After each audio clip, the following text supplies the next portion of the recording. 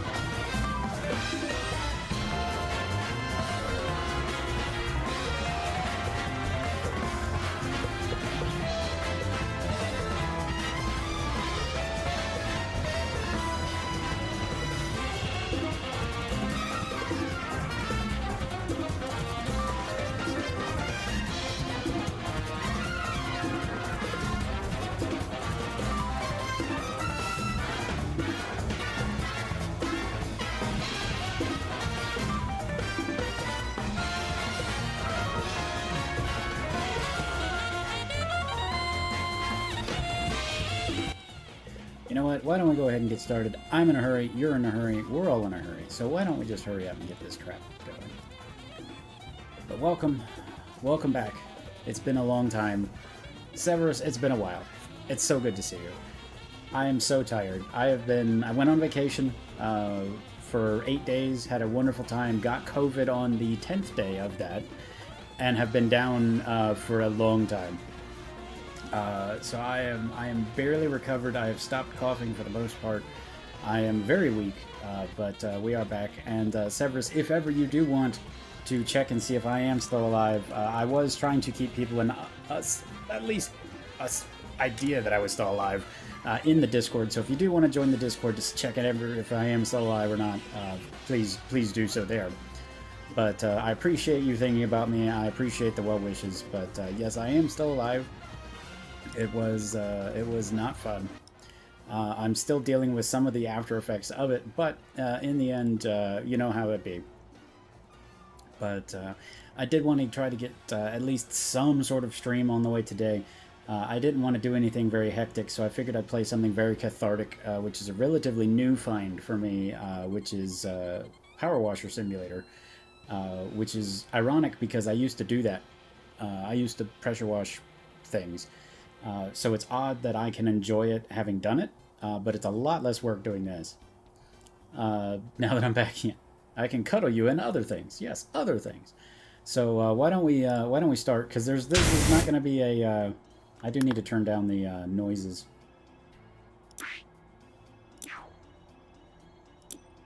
Because I forgot that everything's really, really loud. So why don't we just turn that down to that and see what happens. There we go. But great to see you, Onyx. I'm so happy to have you back. We're just going to be doing... It's basically, this is a chance for me just to kind of wiggle the mouse back and forth and talk to you guys. Mostly because I can't pay attention to anything. I've still got a pretty bad headache, so it's a little bit more difficult for me to do anything more strenuous, trying to do fighting games and stuff. That's not going to work out. So I think for our first stream back, we're just going to mess around in this game. I have beaten it as such. So this is just free play, so I'm basically using all the equipment I already have. But for anybody who's looking for a game just to kind of stare at and an hour goes by, like if you just need to not think about things, this is definitely the game for me. To be able to do that, where I can just point at something and disengage, think about other things, or not think at all. It's really nice. But I have missed you guys. I have missed you guys a lot. I had people asking me when I was going to be coming back. The people that didn't know that I was sick. Yeah, so had a good vacation. Went to a convention. Spent too much money at the convention. It was a lot of fun. Went to Disney World afterwards, which meant spending way more money. And but I was there with some friends. I was there with Taco Kurt, who is an artist friend of mine. I've mentioned him several times on stream.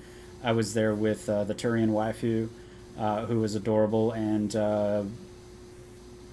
doesn't know how to interact with Florida Sun, which is always fun. But thank you so much for the hug, Severus. I greatly appreciate it. Chapelmon, hey! Oh my God!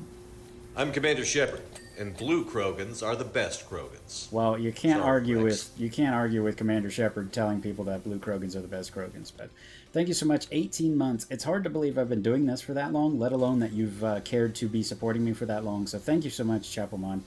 It is great to see you. Yes, if ever you are worried about me living or dying, feel free to join the Discord. It is there for that reason. I'm not super active in it while I was sick, but at the end of the day, I was trying to let people know that I was still alive, at least.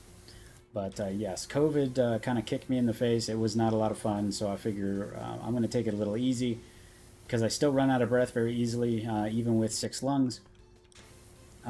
It is a little difficult when all of them are filled with goo. And not the fun type of goo, but how have you been, Chapelmon? How are you been doing? What have you been up to? And you, Severus, what have you been up to? How are you doing? Anything fun and exciting happening on the Severus side of things? Just blasting this stuff. I love this attachment. It just, like, kills everything. It's definitely the Krogan attachment of pressure washing.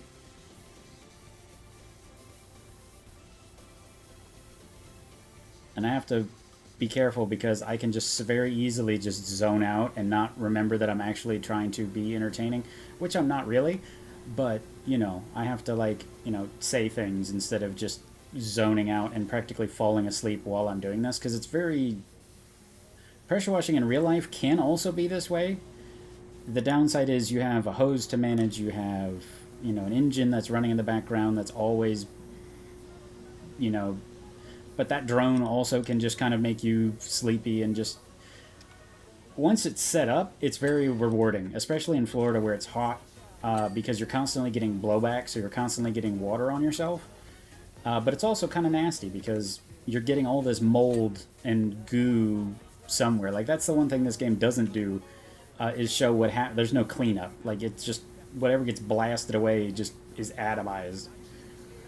I haven't been up to much besides work and going to conferences. I got sick a month ago and was sick for like weeks, though I think it was a cold and not COVID. Well, I'm glad you're feeling better. Yeah, I definitely, I masked up for the convention for sure. I actually think I shared in the Discord photos of me wearing the new Krogan mask, which I will be putting in the store whenever I get around to, having a store. And it actually, people liked it, people commented on it. But yeah, so I'm definitely glad it was a cold. But if you had it for weeks, that does kind of sound like baby COVID, which I'm glad that this is the version of COVID that I got. I would much rather have this baby COVID than the COVID I had the first time, and the COVID that was going around killing everybody. So this COVID seems to be a lot less angry, which I'm very fortunate about. But I'm sorry, what kind of conferences were they? Were they just work conferences that you had to just kind of go to and there? Or were they like fun type conferences? Because sometimes work conferences are great. Although at Megaplex, it was funny because the convention started during it was like a school administration conference. So it's like all these like principals and like superintendents. That's what it was, superintendent. So it's all these like real fancy people that, are normally never in the school place, just crazy. And it's one of those things where they... I'm Commander Shepard, and blue Krogans are the best Krogans. Oh, thank you so much. Sorry, Rex. Anomaly, thank you so much. Greatly appreciate it. Great to see you. Haven't seen you in forever.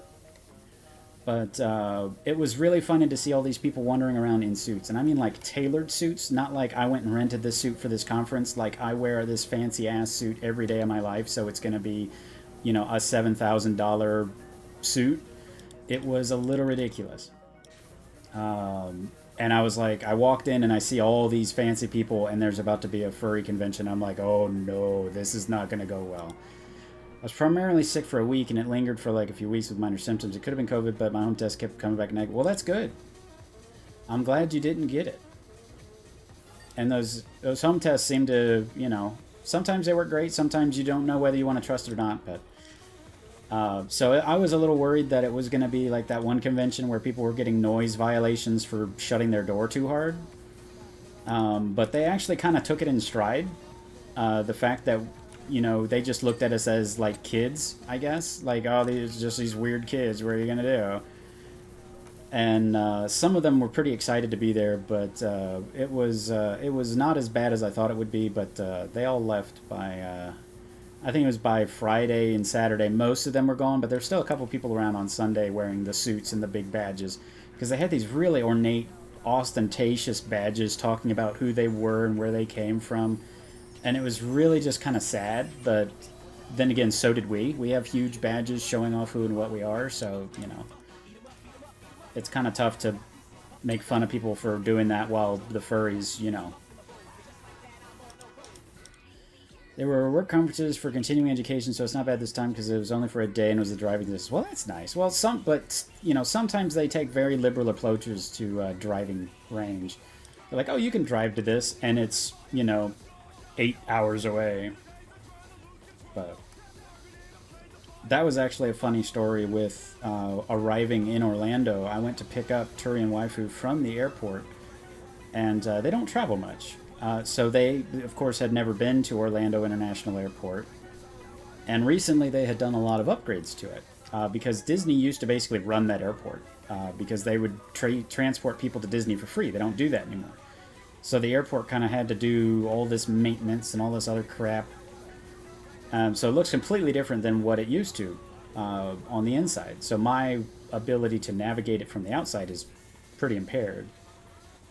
But it was funny because they kept directing her to where she was supposed to go, but where she was supposed to go was me sitting in the car waiting to pick her up, not busing or anything like that. So they kept telling her to go to the wrong part of the airport. And it's a big airport, it's designed to handle many, many peoples. So it was funny because, of course, her cell phone battery's dying, and it's like all these horrible things that happen while you're traveling. You don't want it to happen to somebody else, and it's actively happening to her. And it was amusing, but then it's like panic because I'm gonna have to like get out of my car, park my car somewhere, and try to find somebody in an airport, which you don't really happen. That's not very easy. especially once that person is trying to find other places. If you meet them at the gate, it's a lot easier because you're at the gate and they just get off the airplane, off we go. I should try to go to a con someday, although I'd have to make plans to actually meet up with people and research which con would be fun to go to. Yes, that is imperative. I always suggest going to a convention that is small and local first, simply because, you know, if you don't enjoy it, at least you didn't spend thousands of dollars traveling. My trick living in Florida is that when I went with people I'd never met before, I always made sure we had a Disney trip planned afterwards. So that way, if we hated each other, we would be too tired to care. Because you can talk to people online. Like, I feel like I know several of you. Like, I feel like we could hang out and not have a problem. You know, some of you I've met in VR, some of you I've met, you know, in real life. But real life is definitely different. So, you know, some people meet in real life and you don't realize that, one, especially with a performer, you know, I'm relatively new to this, but if you meet somebody who is famous, you know, they may not be that same person in real life. You know, they may not be this gung-ho, fancy, hyperactive dog that they are on the internet. Then again, they might be. But anyway, my point being is that always try to go to a local convention first, just to see if you like it. That way you haven't spent a ton of money.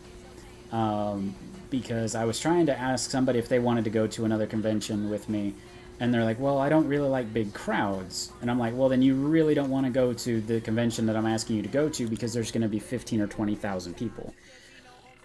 And so if you're not comfortable with 15 or 20,000 people close proximity, I mean, obviously you're not all in the same room.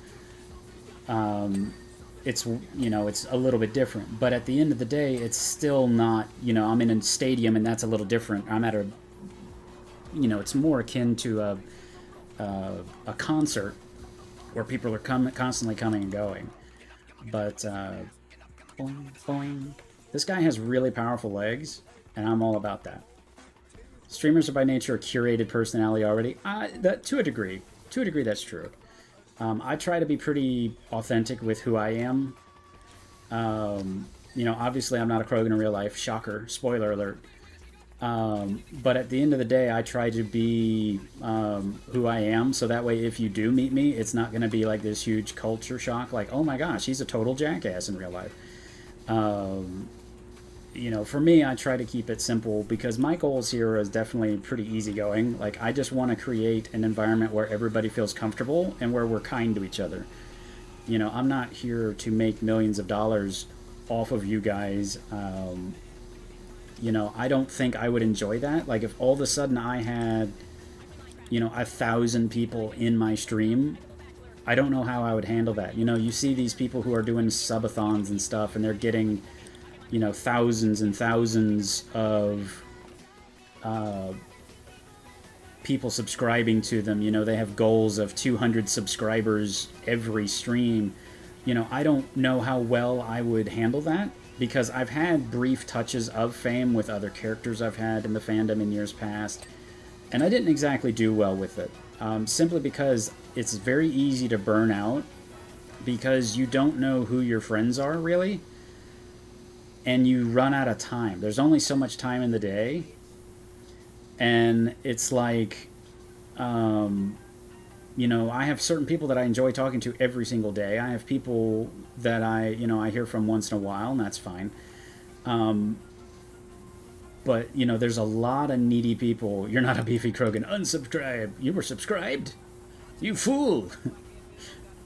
But, yeah, you know, at the end of the day, it's, you know, I see some people who,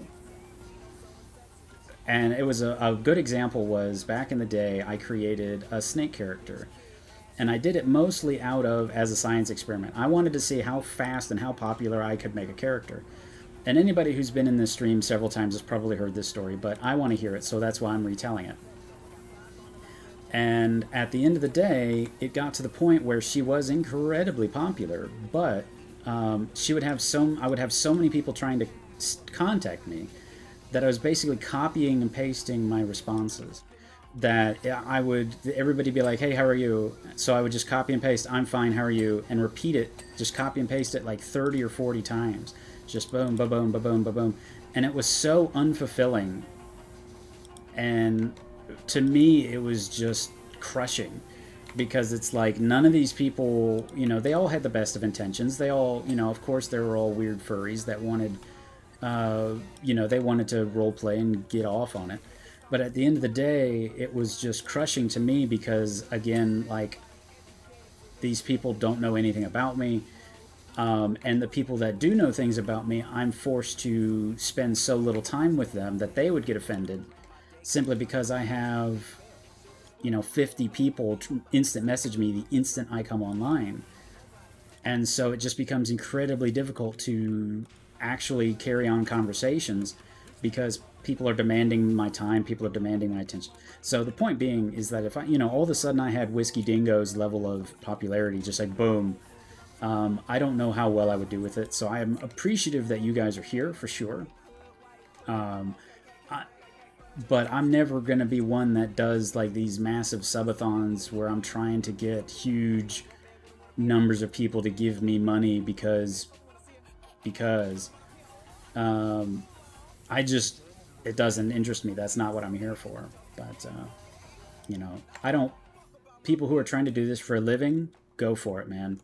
If you think your community loves you enough to give you that kind of money, great. But that's not what you guys are here for. That's not what I'm here for. So that's the good news. And I love this game just because I just point at things and I get to obliterate things. It's just great. I have unlimited ammo. I have unlimited time. And like I said, sometimes you just like all of a sudden realize that several hours have gone by. And sometimes that's just very nice. Sometimes you just need a little bit of something where you can just unwind, you know? But anyway, we will be... I have been playing some Cyberpunk in the few times that I've been able to sit up straight. But the downside being that that game is never streamed well.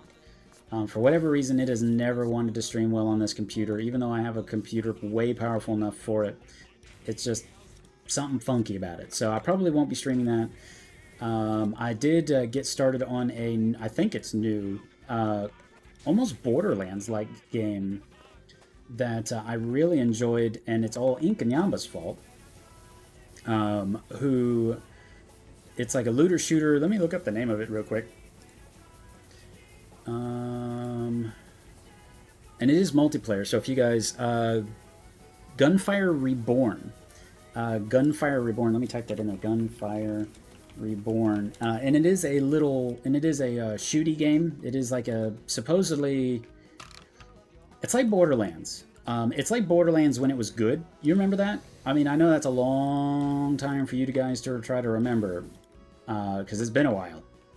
But it's like that Borderlands 2 Cactus Jack.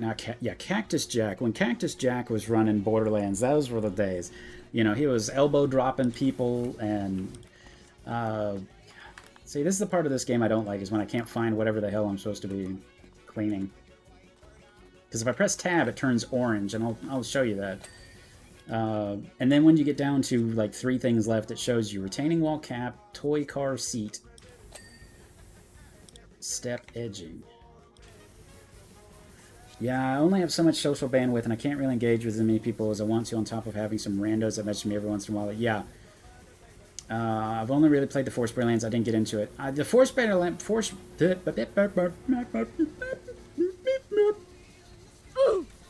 the first Borderlands was a little tough to get into, I'm not going to lie, because it was very unforgiving. And they hadn't leaned into the joke of it. Well, it says cap, and I don't see the... If you guys see something flashing orange, you be sure to let me know. Retaining wall? No, it's a retaining wall, so it's... that.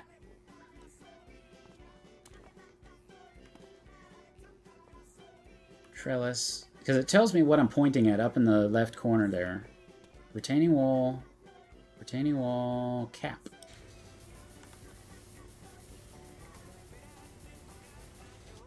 I don't see it. But anyway, basically you run around, and it's one of those games where you do the same thing over and over and over, like Risk of Rain. where basically you just run the same place, and it's somewhat procedurally generated. And bad guys spawn, you kill stuff basically until you die. And once you've died, you basically use your experience to buy skills, and then you can shoot faster, do better, and lol. Which normally I'm not a big fan of, because I'm not a fan of feeling like I didn't do anything. You know, it's like, okay, now this place is clean, I'm ready to move on. I don't want to do this. Yes. It's one of those things where it's, like, again, I'm not a big fan of that game type, and yet this one was kind of fun. Although when you play with many people, it seems to make the bad guys astronomically harder than when you're playing solo, and it doesn't give you any multipliers, I've found. I did the House Flipper on Xbox. I beat it, and I was sad because it was so satisfying just redoing houses. I understand that, believe me. You play a game, and you're like, yes, this is the thing, and then it ends, and you're like, oh. Okay, I need to find where that... So if I select it, it'll flash what it is. Great. Awesome.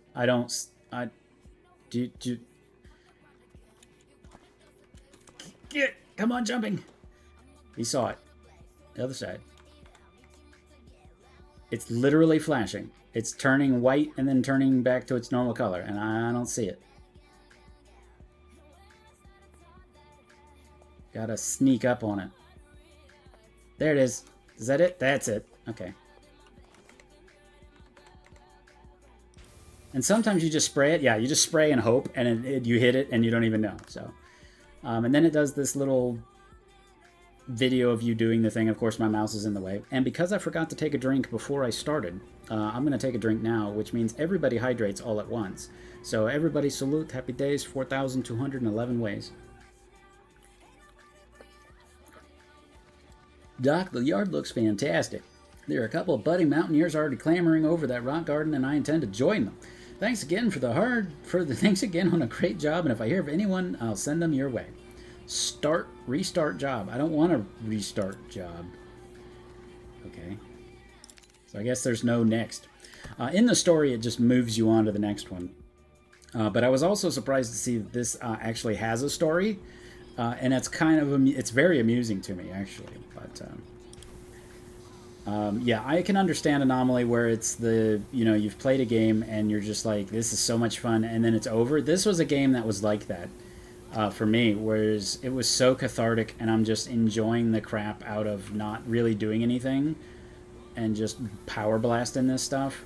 And then all of a sudden, it's over. But luckily, the developers have actually been releasing like these random little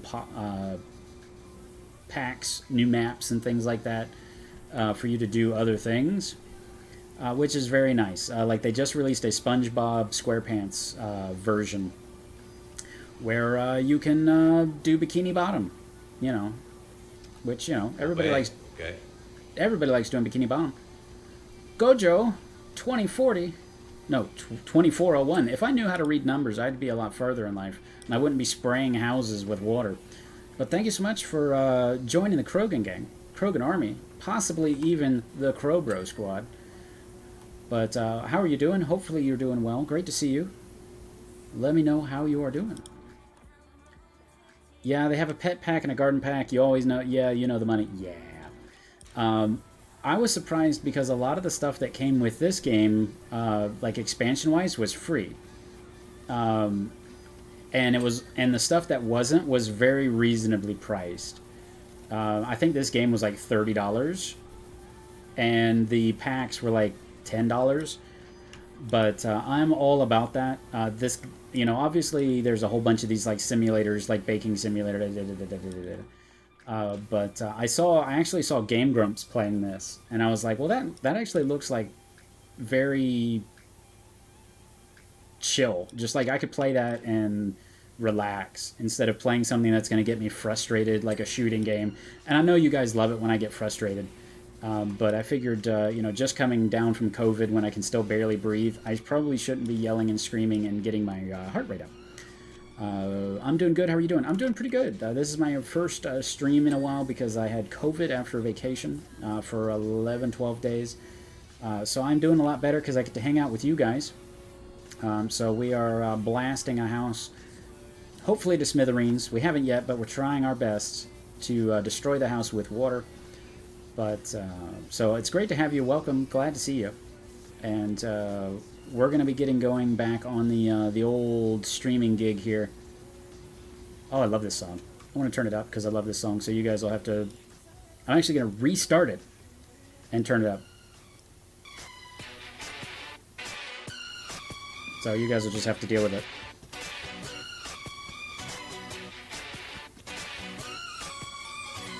I'm gonna make it bend and break. Say a prayer, but let the good times roll. In case God doesn't show. And I want these words to make things Totally gonna get a copyright strike, but who gives a damn? make the words come to life. Who does he think he is? That's the worst you got, but put your fingers back to the key. I could never find the right way to tell you. I've been always open to This is the part I love. Sorry, guys.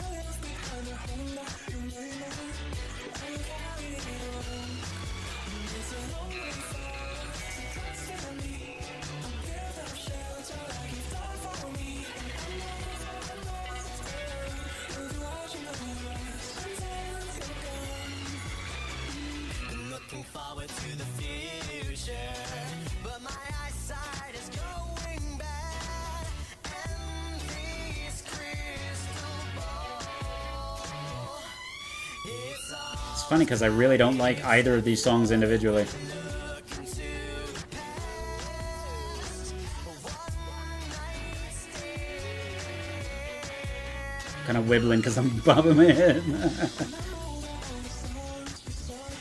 I'm having a good time.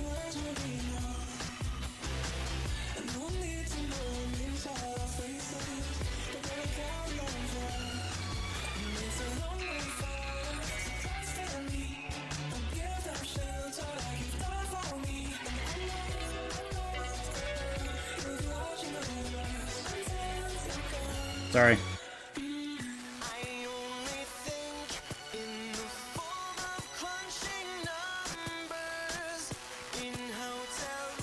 I'm trying to find the link for you guys. I know none of you care. I know none of you even like this song, probably.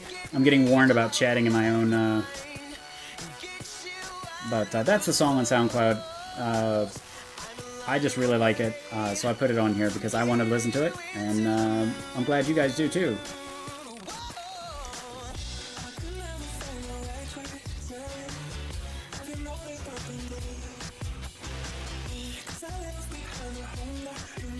But yeah, this is a nasty house.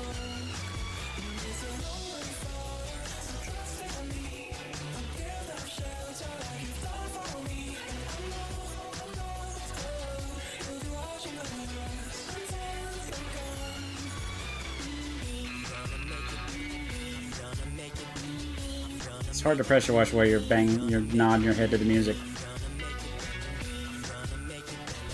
Actually, it's not really in real life, but here it is.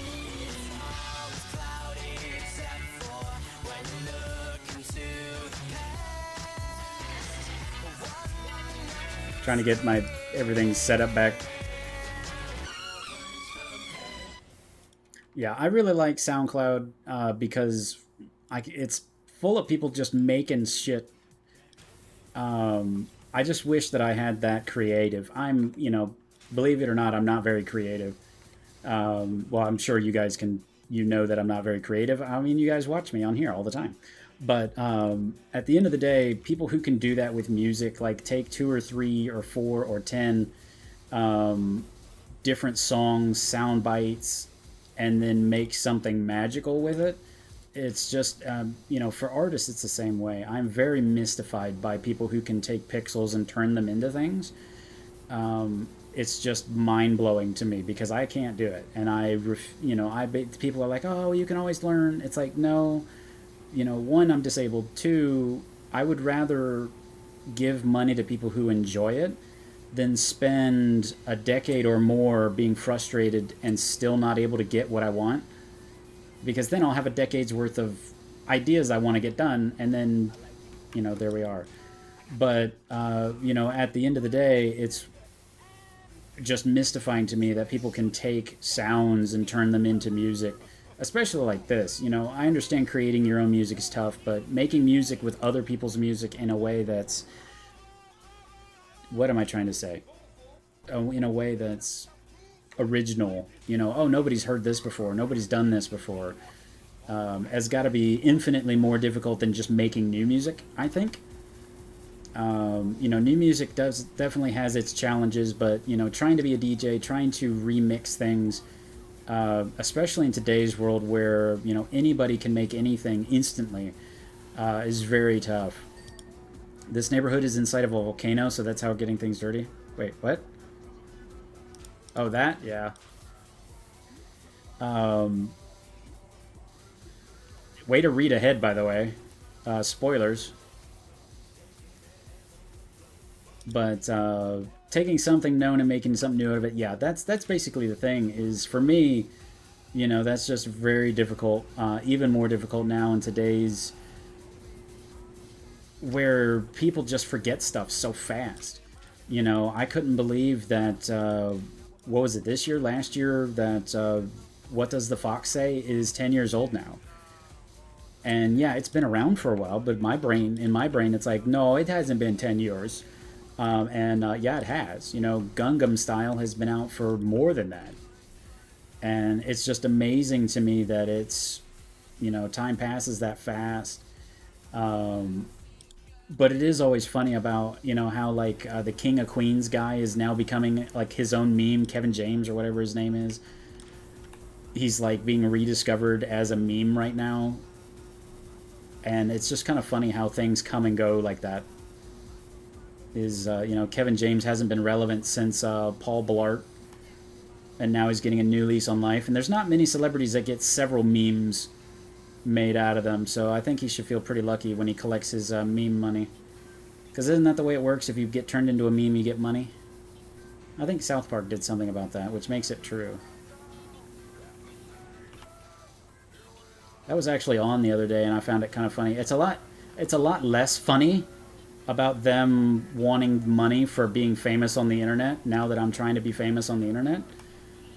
So it was kind of amusing, and also like, uh-oh.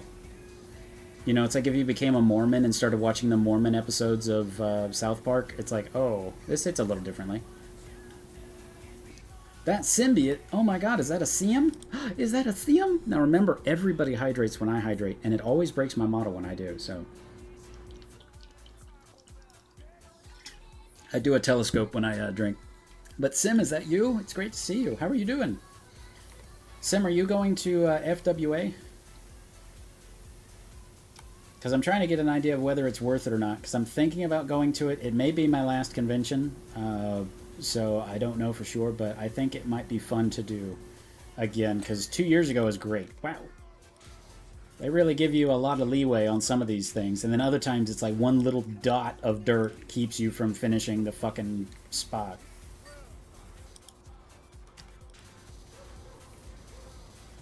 Yeah, I wish. You're right. But, you know, it's one thing to try to be famous and make this a career. You know, and I do find it amazing that some people who do this also are trying to live a normal life, like they have a 9-to-5 job. Where was that damn ladder? Maybe I'm going to MFF next. When is FWA this next year? I want to go if I can. It is in May. So it is like the second week of May, like the 9th.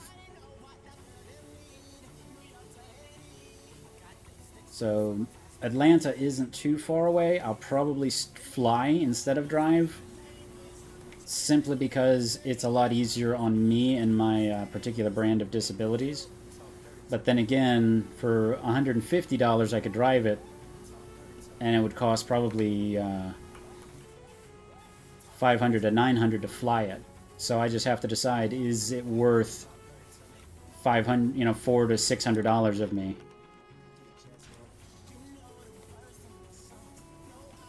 No habla inglés. Essentially, making online content is a second job. It's tiring. It is tiring. It is very tiring, and I don't do it very well, for sure. I would probably be fired. Because for me personally, I like this part of it. I like the interacting with you guys. I like hanging out with you guys. I like talking to you guys. I don't like managing a social media presence. I don't like it. I never have. I never will. So, you know, at some point when this becomes too much, I may just, you know, hire somebody to do it. But at that point, I have to be making money. And in order to be making money, you have to have a social media presence. But, you know, at the end of the day, it's just like I bought 3 new websites, the rights to 3 new websites for Krogan. I talked about them the last time just before I went on vacation and got sick. Hey, Drexov, how are you doing? How's the best night, Fury? Rawr. It's great to see you. How are you doing? It's been a while, I'm sorry. But I was sick, and now I'm not sick. Well, I'm getting over sick. Really? Really? That thing was completely covered still, and it just gave it to me. Whatever. But, like, Krogan.army, I now... Okay, sure, fine, whatever. I claim the whole thing. Yeah, that's what we'll say. I claim the whole thing. So Krogan.army is now actually is my website. And I do think I may do a little bit of a rebranding to where you guys are the Krogan Army, as opposed to Crowbros, simply because the original idea was that the whole theme of this stream was going to be my casino that my Krogan owns, which is called the Quad. But nobody knows what that is. Nobody knows where that is, how that is, or anything. Because I don't talk about it. It's not obvious in the decor of this place. And, you know, so it's a little confusing. Whereas if I say, hey, you're part of the Krogan Army now, when you subscribe, it's a little bit different. Window frames. Post. But yeah, good recommendation for this game is always be spraying, so you just accidentally clean what you need. Yeah, see? Doing okay-ish. Had a rough start of the day, but it's doing better a bit tonight. Well, I'm glad it's doing better. I was very slowly trying to read what you said there. Okay, glow orange. You can hear me banging the... Yeah, there we go. $65.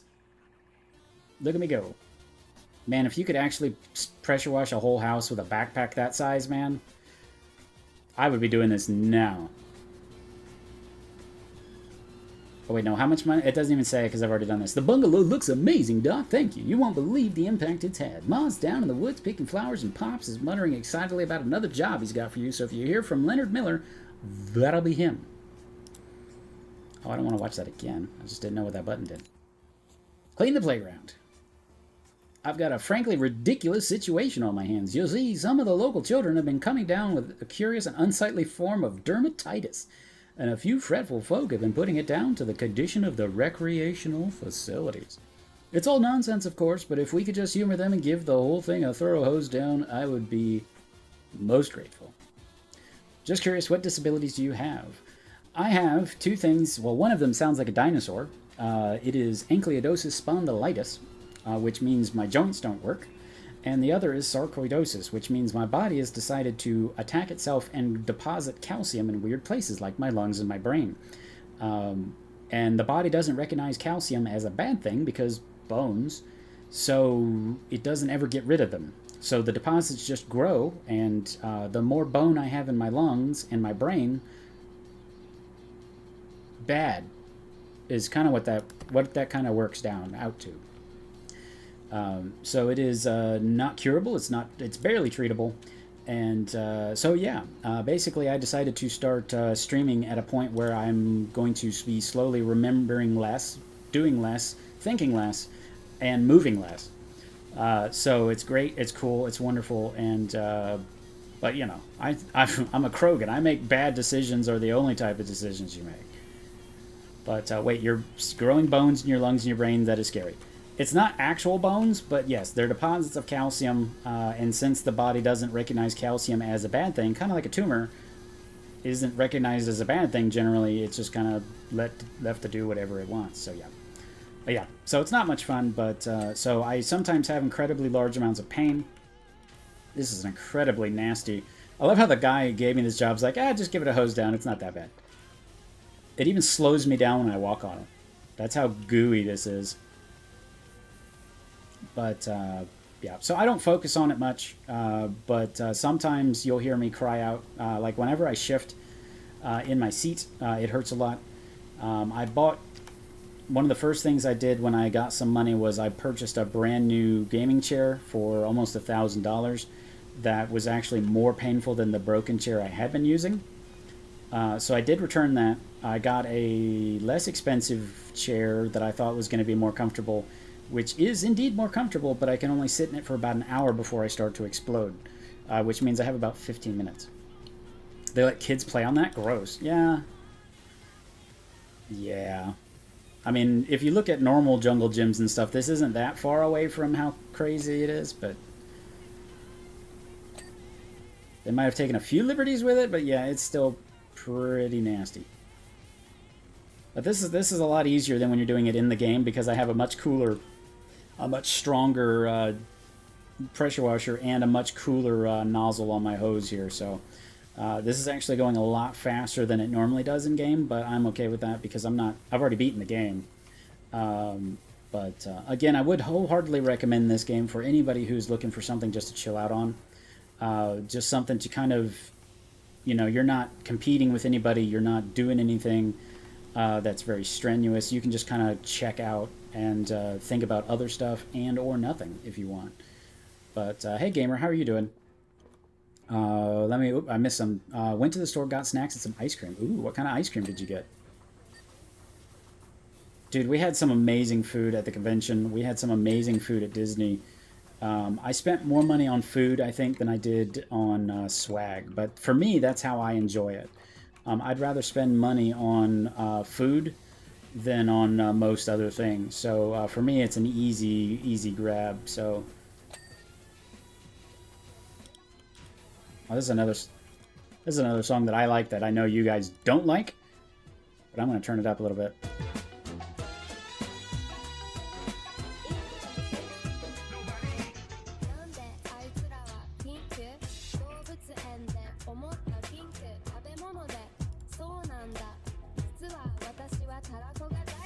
What's she saying? I don't know. Hoof print? I was going to get birthday cake, but I would have found it too sweet. Oh, just like you. You're too sweet. And happy birthday, then.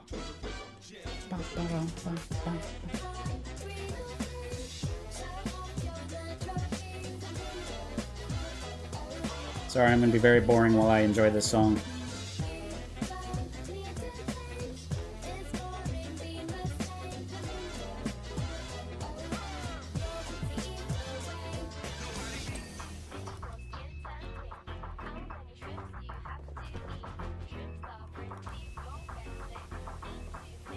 You can see the little spots of where I've been cleaning elsewhere.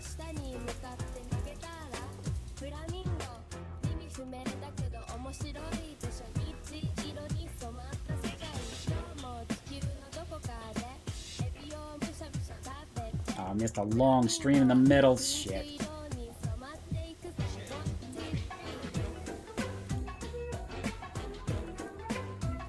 How many shrimp do you have to eat for your skin to turn pink?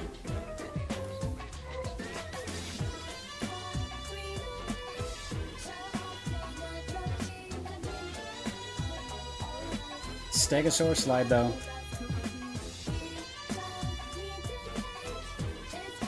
Yeah, why are they getting dermatitis? Because it's black mold-a-thon here. The single largest colony in the tri-state area.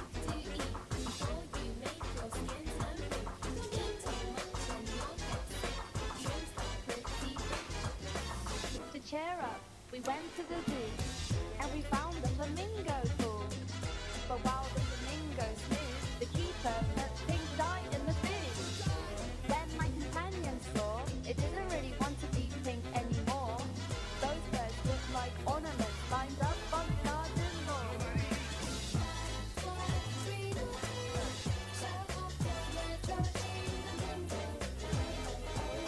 Man, I wish I had a Stegosaurus slide at my house when I was little.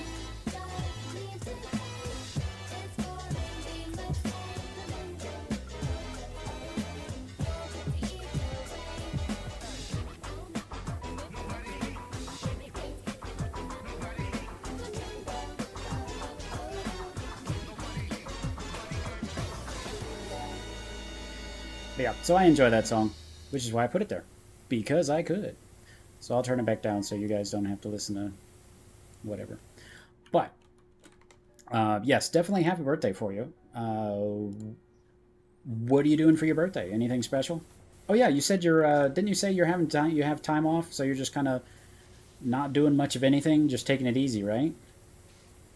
I think I remember that. My brain being as bad as it is. I can't hear anything. I turned it down too low. I really wish I could get this sound system working. But, oh, it's because it's a quiet song. But yeah, the only downside to this is if you do this in real life, there's just so much water and you end up covered in this crap. So, like, I would literally get in the van after this and be completely covered in black goo. Like, whatever the hell this is, you're just covered head to toe in it.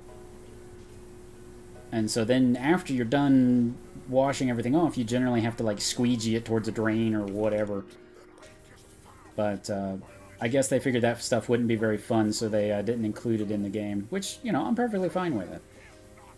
Because we're here just for the cathartic spraying of things, trying to blast whatever it is to hell and back. And it helps if I can actually see my stream. There we go.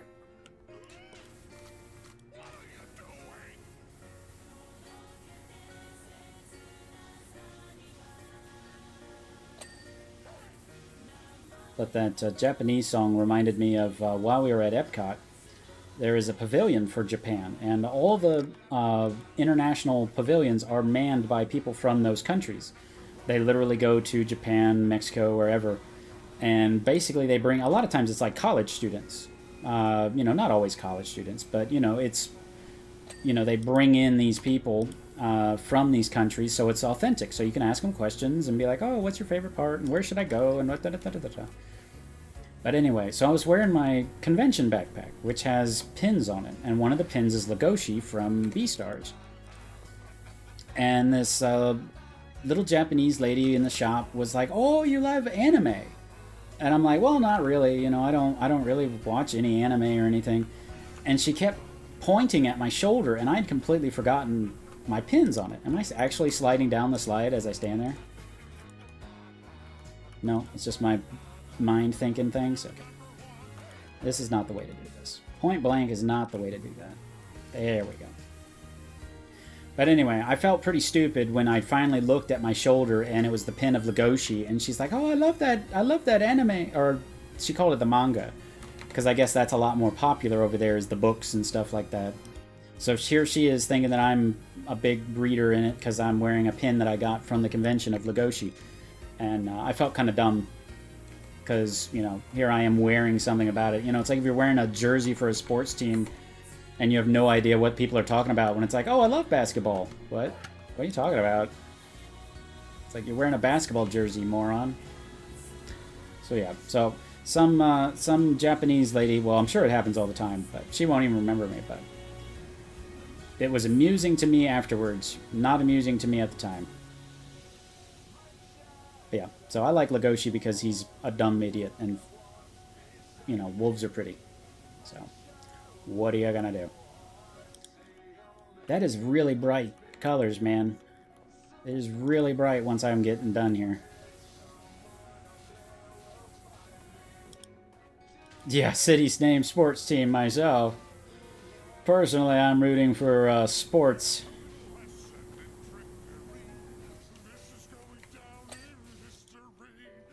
I have never seen that anime or read the books because I feel like it's not going to live up to the horny porn out there.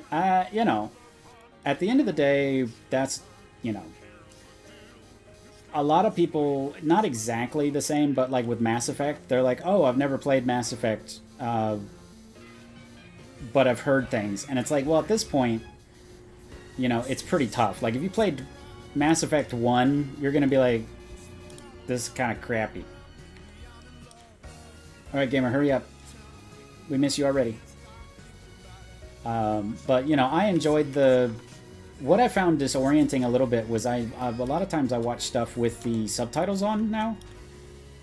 because sometimes I can't understand what people are saying because they say it too fast, even in English.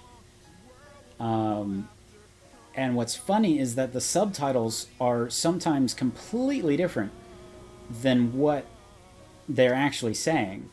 You know, I watched I think it's called the dub version, where it's an American actor, basically. I hear English instead of the Japanese. So it's kind of funny to me that even between what the American actor, I say American actor, you know what I mean, the English actor is saying versus what the subtitles say he's saying is a little different.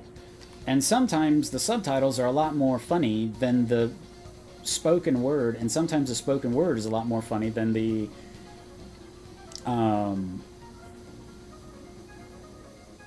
it's so sometimes reading it's funnier and sometimes listening to it's funnier. So I just found that a little amusing. The dubs use the Japanese translated subs instead of the dub script. I'm not sure what that means. So does that mean the closed captions are using like the authentic stuff, or it sounds like somebody's kind of winging it.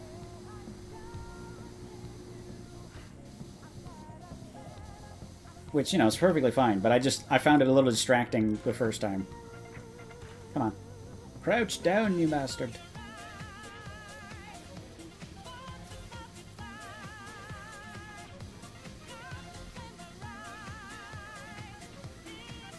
I like this song too.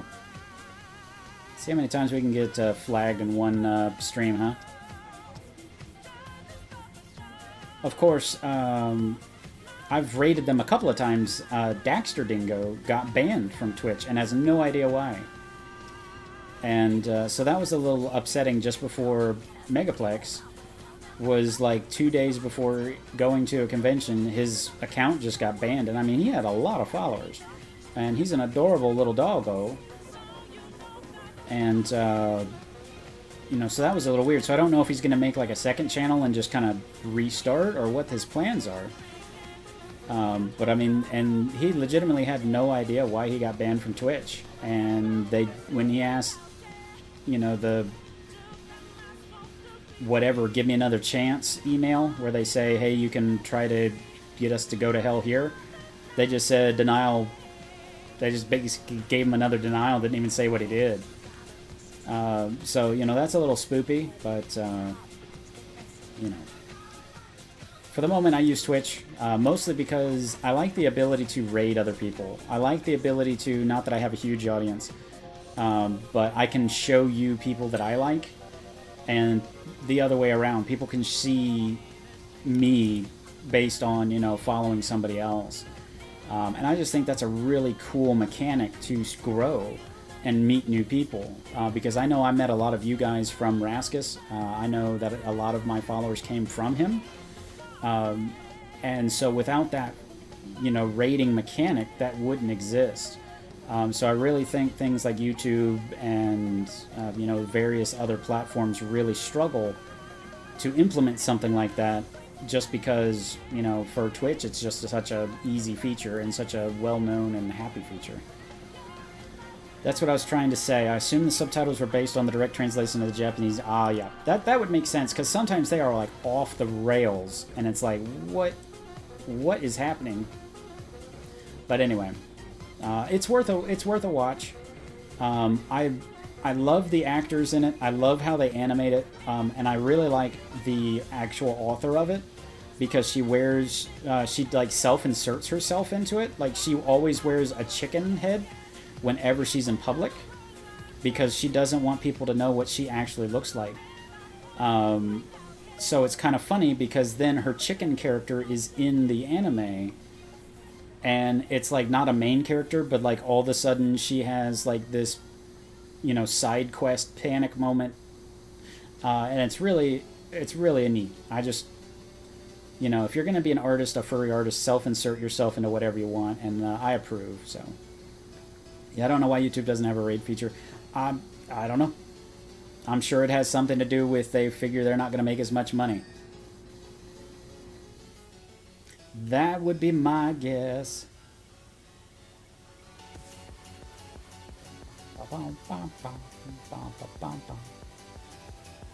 Or they don't want to bother. I mean, yeah, why should they? It's You know, and I'm sure it's not easy. You know, it's definitely not an easy thing to code. You know, I say code having no idea what the right term is. But, you know, to make it possible so where you can just do it isn't as easy as, you know, okay, let's just have that happen. But, you know, obviously it's not a priority or else it would have been done. But, you know, I think that Twitch decided that it would be a good way to grow communities, and they were right. And so it was obviously a priority for them to have this as a feature, and to use it a lot, you know, to encourage you to use it. You know, because, you know, there's different metrics for, you know, I don't know how, I'm sure most of you have used Twitch in one way or another, but, you know, there are different metrics for, you know, how many of your raiders stayed in a stream and da-da-da-da-da. You know, there's a lot of different metrics, so they obviously want to keep track of it. But it's odd because they've created subscriptions with emotes for YouTube streams. Yeah. I mean, I used to simultaneously stream to YouTube with this. Especially when I was using Streamlabs, because then it just automatically uploaded the stream to it, YouTube, and boom, you were done. But I got a little hesitant because you know, when you become a partner or whatever affiliate, the first version where you can start making some money, basically the fine print is that Twitch has 24 hours of exclusivity rights, so I can't do that supposedly under the TOS, and I didn't want to do that. But so now I run the problem of I don't remember to ever send it to YouTube, and there we are. So again, it bounces off of that. I have a terrible social media presence, mostly because my mind doesn't work that way anymore, and I can't be bothered to care enough to pay somebody else to do it, because I don't make any money doing this. So I'm not going to spend what little money I have to pay somebody to do social media for me,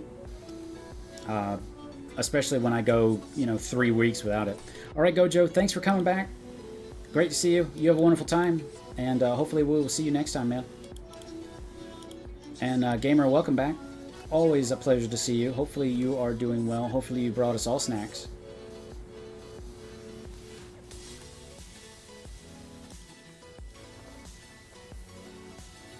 Man, this is just so fulfilling. I am enjoying the crap out of this. And what's nice is I'm not even mad. You know, like, even Team Fortress, where I play it so casually, I still get mad. Like, when something bullshit happens, or I get crit rocket, you know, around a corner, or just through the spawn door, I get so mad. But with this, it's just like, I'm killing trillions of, you know, mold organisms, cyanobacteria, all this, and it's just very fulfilling. I come bearing crumbled cookies. Those are expensive cookies. Those are the expensive cookies.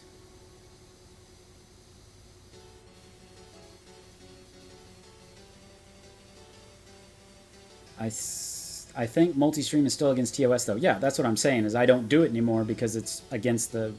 But I would have people commenting on YouTube, and it wouldn't pick up correctly on the stream. Like how it shows you guys, which is... I've completely duct taped that together. But somebody would comment on YouTube, and it wouldn't show up correctly. Like, it wouldn't show up in my feed, it would show up on the on-stream, like where you guys can see on-stream where people are talking. But I don't actually read it that way. I read it through a different system, because it makes it a lot more visible to me. So I wouldn't notice that and then I would see, okay, there's red typing on the screen that's not what? But then it's been 2 or 3 minutes. And so then I'm sure that person's like, fuck this, I'm out. Because there's nothing more frustrating than trying to engage with a streamer who doesn't actually engage with you. You know, it's like you go into a stream and they don't say anything, and you're trying to, you know, do something like, oh man, that was crazy, wow, that was really good, and then they don't acknowledge you, they don't say anything, they don't, you know, nothing happens, they don't, you know, for minutes and minutes and minutes and minutes, and I get, you know, even with my friends' streams, you know, I'm here to support you and interact with you, and if you're not going to do that, then meh, okay, you're just, you know, you're playing the game, you know, great, have fun playing the game, but I'm going to go do something else. You know, I do need a little bit of attention. I'm a Krogan, I want a little bit of attention, please. But, you know, so that's why I try to be pretty attentive to what you guys say. Oh, and I don't mean in streams with thousands and thousands of people where they're in slow mode all the time and they can't. No, I'm talking about friend streams where it's like me and 2 other people in the stream. But I think when you're small like that, you don't expect people to interact with you. You just get out of the habit, and you don't even look.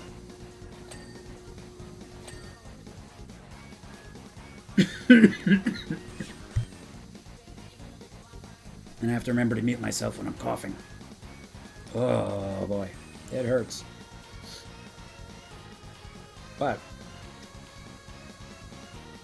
either way, because I'm mostly here to hang out with you guys. You know, I'm in danger of a game like this of, you know, not paying attention to you guys just because it's like I can feel myself growing drowsy. Which is exactly what I'm playing this game for, is, you know, I'm not looking to be hyperactive. I'm not looking to be, you know, gamer fuel, bleeding edge of my seat action here. So I'm mostly playing this today for a chance to basically talk to you guys, because I haven't been around for 2 or 3 weeks. But right now I have half a caramel apple cookie and a half chocolate mint cookie. That's pretty good. I don't remember what type of cookie I got from them, but it was good. I think it was just like a mystery box, and they were all good. I just wish they weren't so expensive. But I mean, they do make a good cookie. Let's see, when I hit tab, all the dirt turns orange, so it's easier to see.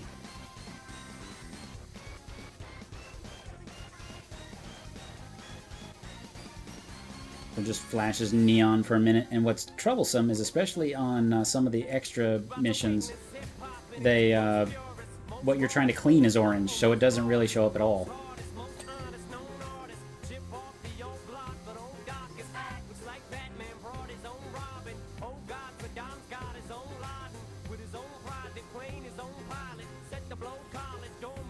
You know, back in the day I didn't really appreciate Slim Shady, but he's very good at what he does.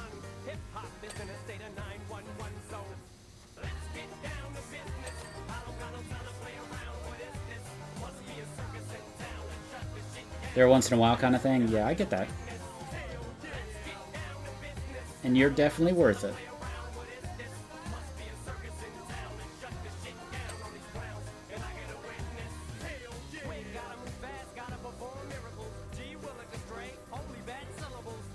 Holy bat syllables.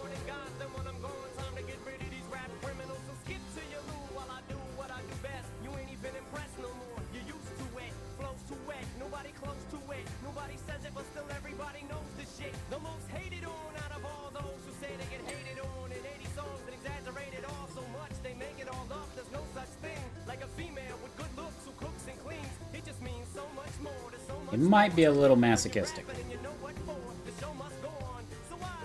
But again, that could, you know, that's just his image. Who knows? He could be the most upstanding, women are the best people in the world kind of guy, but I don't know. I don't follow his personal life.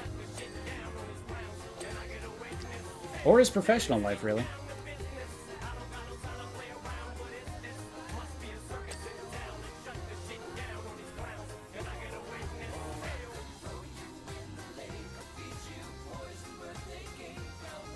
Feed you poison birthday cake.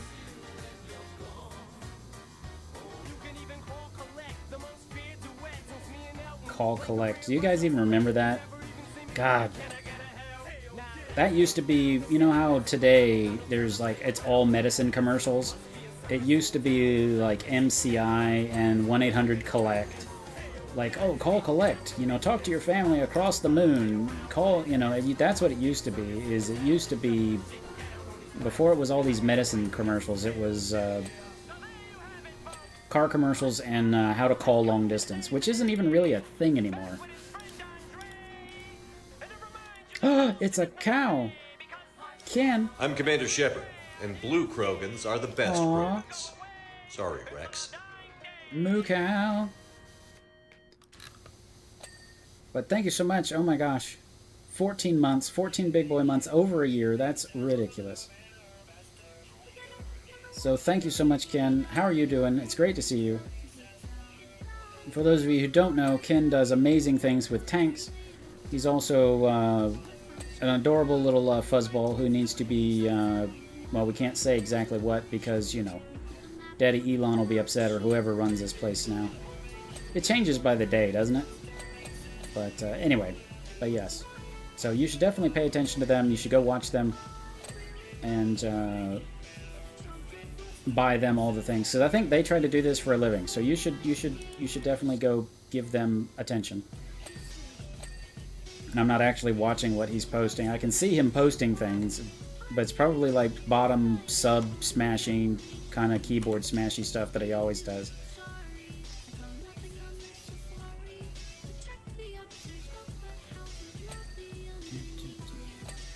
So here's a Daddy Bezos. I remember when you used to call me Daddy.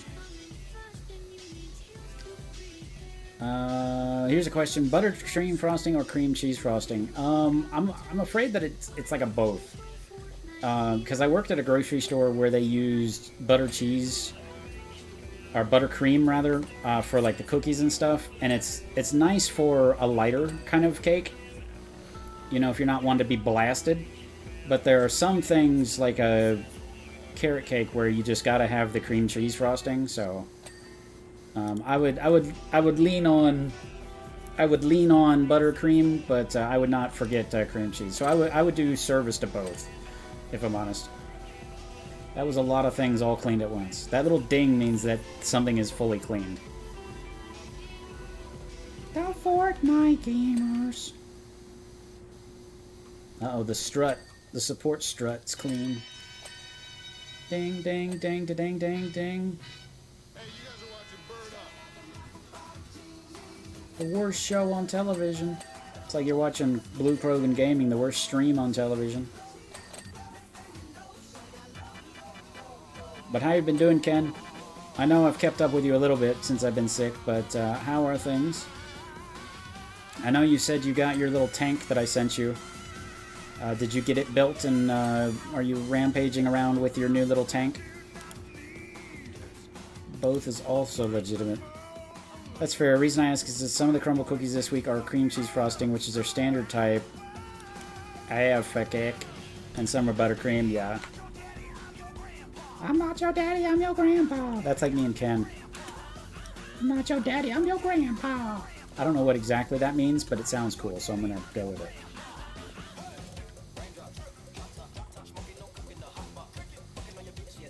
Not yet. Waiting till I do an art stream to paint it blue. Oh, that seems like a horrible tactical choice. Or a perfect one. Everybody's going to be looking for green tanks. Everybody's going to be looking for green and brown and tan tanks. To quote Family Guy.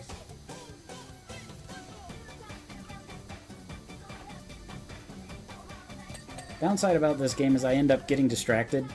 Because I'm like, well, what I'll do is I'll just hit one area at a time and clean that all and then be done. And then I get distracted by something and I'm like, oh, no. Like this. I just got distracted by the edge. Like, there's no reason in the world for me to be doing the edge right this second. But I abandoned everything for the edge. Oh, but you can't have it. Yeah, yeah, yeah. Sorry, I'm getting caught up in the music and in the game here. Oatmeal sandwich cookie, which is they're taking a Little Debbie oatmeal sandwich cookies cream cheese frosting, and also I think it's a bit better with buttercream filling of the cream cheese because the slight tang in the cream cheese. Yeah, I can get that. Because, man, those Little Debbie oatmeal things, man, those were dangerous. Especially now that I'm fat and big. When I was little, I loved them, but now it's like, well, I could eat a whole box, you know? I'll just buy a damn box and eat them. I'm a fucking adult. What are they gonna do? Which is what I mean by dangerous, because then I've eaten, you know, the equivalent of 18,000 calories. And I'm like, oh, I'll take a nap. It's like, I'm not a health nut, but I know that's a bad idea. Maybe maybe I shouldn't do that. Just and then go take a nap. Yeah, it's just they're really good, you know. And then they're like, well, they make them a lot smaller, especially nowadays.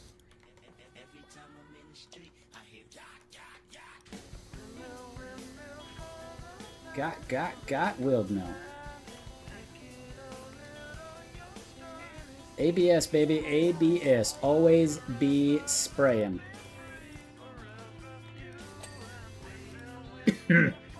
They do, but they're still delicious. I think because they have a little bit of drugs in them. It's like it has nothing to do with how they make them. They just put a little bit of LSD in there. So you're like, wow, this is the best thing I've ever tasted. It's magical. It's like Bender all over again. A robot with no sense of taste. That'll be dangerous. The first AI cookbook.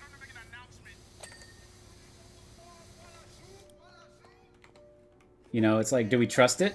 Because it's like people are posting these AI things to science websites and it's clear they don't read them. So somebody's going to post an AI-made cookbook and not actually try any of the recipes, and it's going to be like this horrifying mixture of successful failure. It's like, oh, if you boil the potatoes in battery acid, it gets the skin right off of them. Oh, well, yeah, that, you know, he's right.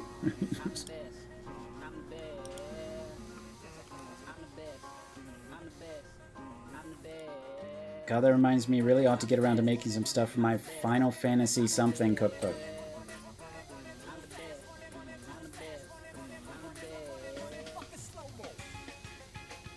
Does it, like, have legitimately okay things in it, or does it look like all, like it's horrifying?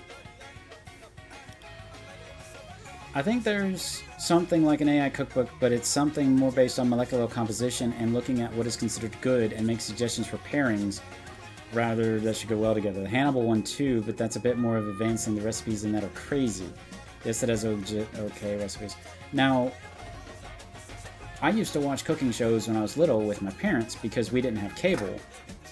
And so, like, I'm, you know, used to watching, like, cooking shows. So, and, like, Alton Brown I enjoy as a, but, what? Jeez, that is so arbitrary. It's like, oh, it's clean now. What? No, it's not. Anyway. And I was looking at his cookbook, and he's very smart. He's very smart. And he does that, like, molecular crap. And he goes to long links to explain the molecular crap. And his cookbook was so complicated. It was like 400 pages of... Again, I did not finish cleaning that, and it kind of just gave it to me. I swear, in career mode, you have to hit every single fucking speck of goo off of this damn thing before it's like, oh, it's clean. Anyway. I actually won in a contest while I was working there a Disney cookbook where they posted a lot of the old Disney recipes, including like Walt's favorite margarita, you know, his favorite drinks and stuff like that. But it also had some of the stuff that people had always been asking for, you know, the potato soup and all that stuff. Some of them are really good and others are just terrible. And it makes me think that some of them they sabotaged so that you would have to keep going to the parks in order to get it. It's like, we're not actually going to give them the recipe for this because then they won't come here. It's like, screw that. But, which, you know, I think that's been tried and true by grandmothers, you know, throughout human history, so I can't hold that against them.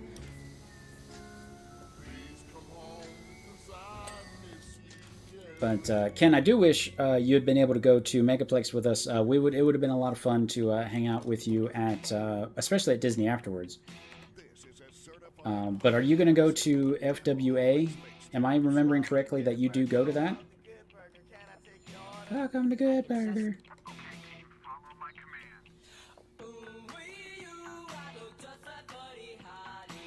Oh, well, my grandmother did that to us. She wouldn't tell us the right recipe for her meatloaf, and she's like, "Oh yeah, it includes raisins." And so we made her recipe exactly how she'd written it down, and it was awful.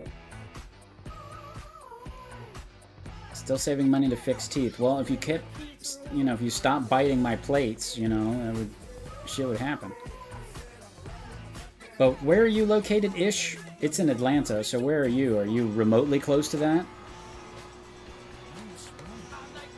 Well, you don't always bite the plates, but, you know, you miss sometimes and hit the plates.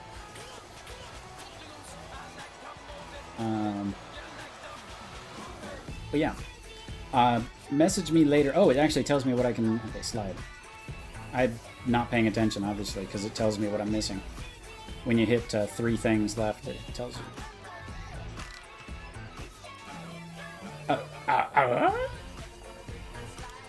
I really need a Tim Allen button so I can push it like I have like this one. I need a Tim Allen.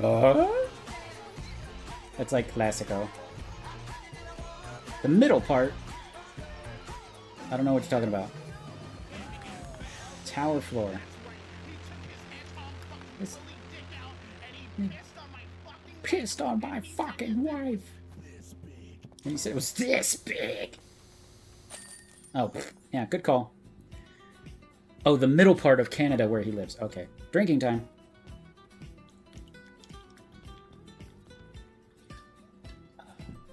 And one of the medications for COVID actually did, it really affected my sense of taste, which is apparently the biggest side effect of it. And it was just bitter.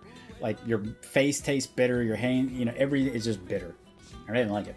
Super job on the playground, Dirt Finder. Looking at it now, I admit there may have been an odd fleck of dirt here and there. Aren't there just so many colors in the world? Too many, perhaps. Anyway, I've got those bleeding worry warts off my back, and I cannot thank you enough. Cards on the table, we live at the old house of Esther Dedav, the eccentric actress who played the Wicked Witch in that classic movie and vanished mysteriously in the National Park. We all know the rumors surrounding the place, but we all know we've picked up an absolute bargain. We don't mind if the furniture moves around a little, and that's just next level feng shui. That's funny. But the grubby exterior is really getting to us, and all the other power washers in town are too scared to set foot in our yard. If you could help us, we'd be eternally grateful. Aw, let's help them. The Hannibal cookbook, in addition to being a nice companion place to the show... Oh, I thought it was like Hannibal Lecter.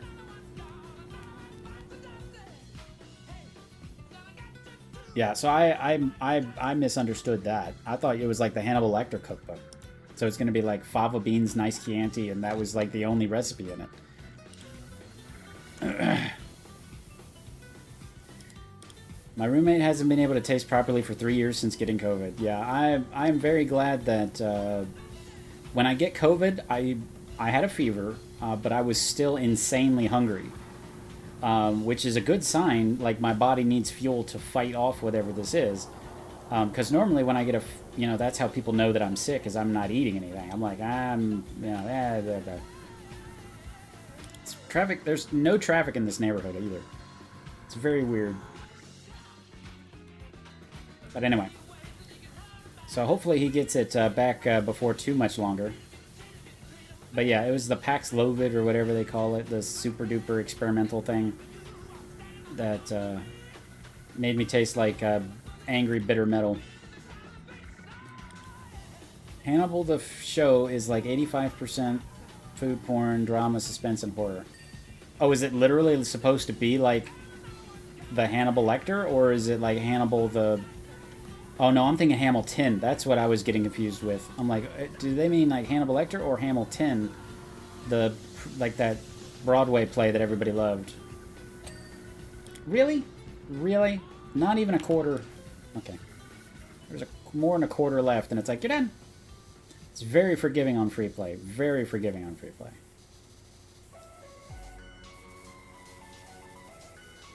Yes, it's supposed to be like Hannibal Lecter. That, I don't know if I'd want to watch that.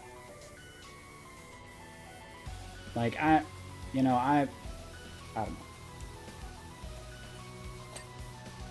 I'm not a big horror guy, so...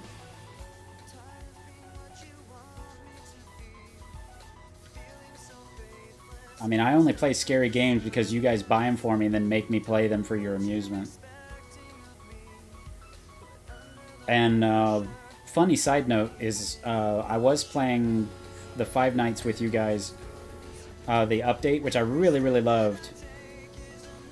But there was actually one part I couldn't get past, so I'm very glad that I stopped streaming it. because, you know, I know you guys enjoy me looking like a moron because it's funny, and I get it. I get the fact that me being frustrated is funny. But I kept bashing my face against this stupid puzzle, and I knew how it worked. And, yeah, it's like, I know that there's an answer for this. I know how to answer this, and I just couldn't get it to work for me. My brain just would not compute it. Krogan no think. And so it would have been basically like 3 hours of me sitting there trying to use the cameras to do this one thing. And I would have been so frustrated. I would have... But anyway. So yeah, that's about as much horror in my day as I take. The alien isolation thing, I'll get that, but that was fun. Honestly, I wasn't too sure about it when I started. Mostly drama and suspension, not so much horror. Most of the time, anyway, the casting is superb. Well, that's good.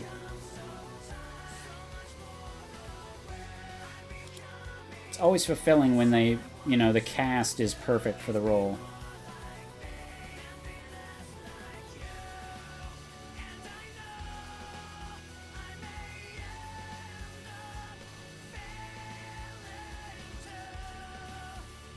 Yeah, we're getting marked off for this one, I can tell. So I'm gonna turn the music down just a smidge, so it's actually background music, and I don't get as copyright struck. But geez, I need to close some of this stuff.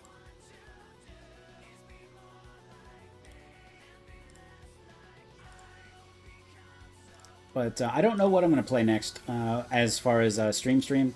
The trouble with the new Borderlands game, the Gunfire Reborn that I was talking about,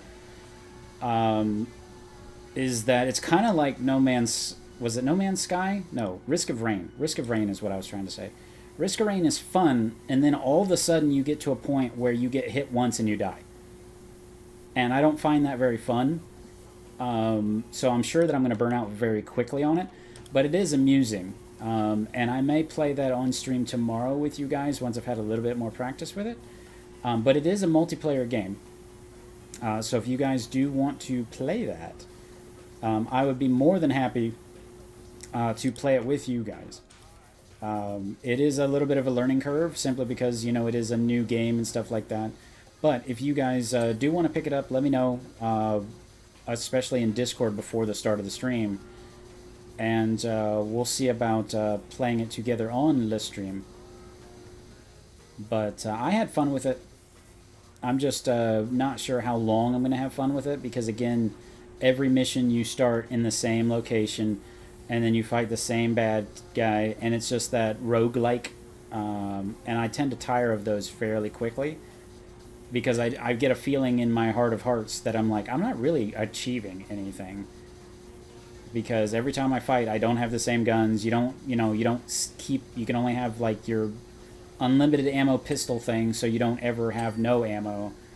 And then you have your 2 other guns. You can't get a whole bunch of guns and sell them or choose between them, but it does have a rocket launcher that shoots black holes in the shape of a dragon. That roars when you reload it. So there is that. It may give me... But yeah, gamer, I just picked it up, and it reminds me of the fun Borderlands. God, the whole pillar's fucking dirty, and it's like, oh, it's fine. It's so very forgiving in free play as opposed to in the normal modes. Like that. My God.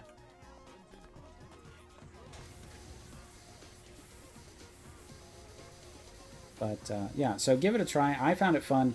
I think it was like, what, 15, 20 bucks. So any game that's 15 or 20 bucks and gives me a couple hours of amusement, I'm okay with. It's and I did play more Starfield while I was sick, because I tried to sit up some, because I spent 4 or 5 days in a row not even sitting up. And so eventually I'm like, I'm going to get pneumonia if I don't actively sit up a little bit. So I did play some more Starfield, and I uninstalled it. It's just so boring. And I don't remember which of you guys said it. I know it was one of you guys who said it. It's like the most boring futuristic version of humanity they could have picked. And I'm like, no, yeah. And it just literally was. It's like every single option. And I mean, eventually it starts getting kind of like, ooh, there might be alien kind of things. But then it's like the story just lets it down. And I'm so not used to a Fallout game where the story blows.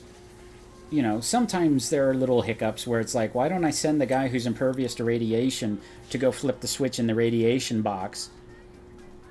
And the game's like, nope, you have to do your own destiny. Because, you know, if you sent your friend who's immune to radiation into the radiation box, well, then it wouldn't kill you and the game wouldn't end. But, yeah, it was probably you saying that. Like, the game on paper, at least legit everything I should like, Rogue FPS, cool art. I just haven't gotten to it yet. Well, like I said, if you do, or all of Fallout 4, you didn't like Fallout 4. I liked Fallout 4. It had some funky story moments, but I enjoyed it overall. I think mostly because I didn't take it too seriously. I didn't expect it to be... As soon as I saw they were doing cryogenic freezing stuff, I was like, meh, this is, you know, it's science fiction to begin with. You know, we saw a nuclear blast with our eyes, and it didn't melt our brains immediately, but, you know. But I liked most of Fallout 4's writing. You know, this, if the main quest didn't have it for you, the side quests did. You know, some of the companion quests were just great. You know, some of them were not so great. But I really enjoyed it on the whole. Whereas Starfield, it was like it had these little moments where I enjoyed it. And the majority of the game is just, you know, I'm bored, but I'm still playing it. Like this, I'm not... it could be said I'm bored because I'm not paying attention to this game. But, coughing. But, it's not the same. Like, I am able to zone out and do whatever I want while I'm playing this. But I'm not bored. I'm entertained. I'm, you know, having a good time playing this, and I'm, you know, obviously I'm streaming it, so, you know, I feel confident enough in it to sit here and talk to you guys. You know, it's like whittling. You know, I can whittle, I can do this, I can clean this house up while I'm hanging out with you guys, which is the primary purpose. The story is fun to point and laugh, but the game seems to want to take it seriously. Yeah, I get what you're saying. I definitely get that. And it was, and I did not have anything invested in No Man's Sky or in Starfield. I didn't expect anything of it. I didn't read about it. I wasn't like Andromeda. I was all in because Mass Effect 3 was, you know, it had ended terribly to start. You know, they had kind of cleaned it up a little bit after they saw how many people hated them for what they did to it. But I was like, okay, this is the chance. This is the chance. They're going to come back and they're going to do beautiful stuff and they're going to, oh my gosh, they're going to redeem themselves. And then Andromeda was what Andromeda was. No Man's Starfield. And it just, you know, totally disillusioned me because it was so bad on every level. It's like... But, you know, I mean, for a Bethesda game, it's, you know, it's one of, I think my old roommate put it very succinctly, they never disappoint to disappoint. And, excuse me. And it was just bad, and it kept being bad, and it kept being bad, and Starfield was like, okay, you know, they would have these moments, like when you touch the artifact for the first time. You know, it has this very generic movie that plays, but they act like it's this shocking and terrifying, life-changing event. But I mean, I swear I had seen that exact same thing in 5 or 6 other games and movies, and so I didn't even notice it. Like, I didn't even pay attention to it. And it was amazing because they're like, oh my gosh, what happened when you touched the artifact? And I'm like, I don't remember. Which, if, you know, you're basing the entire game's premise on you touch this magic rock and magic things happened to you, and the player 5 minutes after it happens can't remember what that thing was. That's horrifying. As somebody who has a basic understanding of storytelling, that's horrifying. You know, okay, so think back to Mass Effect 2. Okay, how do we start that? Let's kill Shepard. That scene makes me cry to this day. And it's just like, you get your ass blown into space.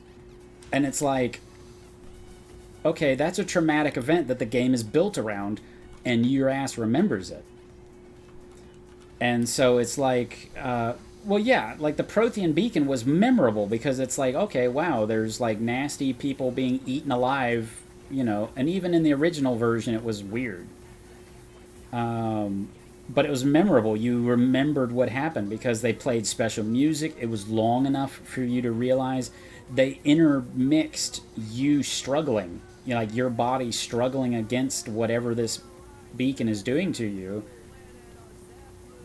And so you're like, okay, Prothean Beacon did a thing, and they kept revisiting it. Okay, you see the same vision. You see, so that, you know, they reinforce it, which is brilliant. Whereas Starfield plays a chord, it zooms out of the galaxy, zooms back in, and then the game continues. Oh, you passed out. Man, what happens? What? So, yeah. I think that Starfield is going to go down as like not quite as bad as Andromeda because you could play it. I mean, it didn't just work, but it did work to a degree.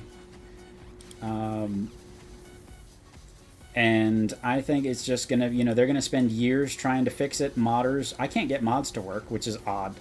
You have to fix like an INI file for every mod, and I can't be bothered to do that. So mods, until they invent a mod that makes mods work, for dumbasses like me, you know, I can't even mod it appropriately, which with Fallout you could do that almost immediately.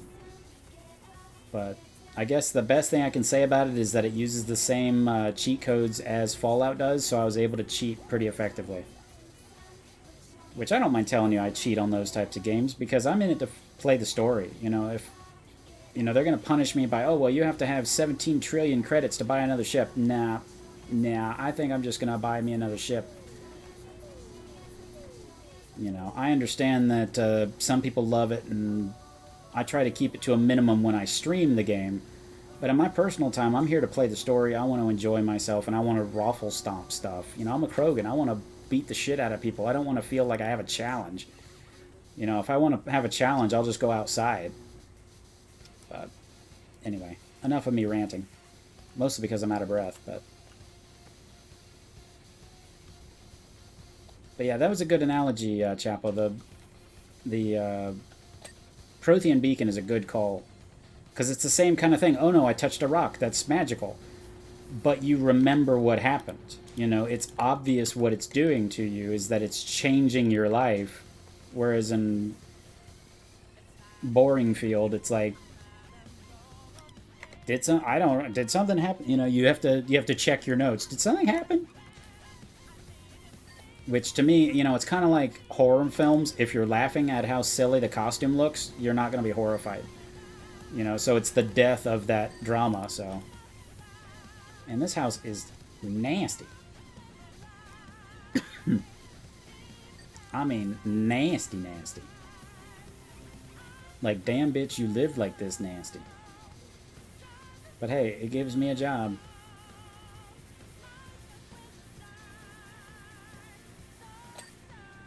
Are you serious? Did you guys see that? I don't even care anymore. Like, some things you have to get every single speck of dirt. And it's just like, nope, you got the chimney. Man, I wish I could clean this crap this easy in real life. But nope. Ugh. My lungs hurt. I'm talking so much. I haven't talked this much in 2 weeks, at least.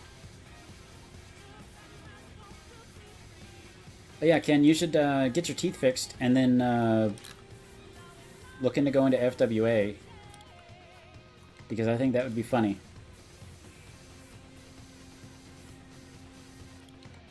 One day when I have 1 million followers, we'll have some big meet and greet.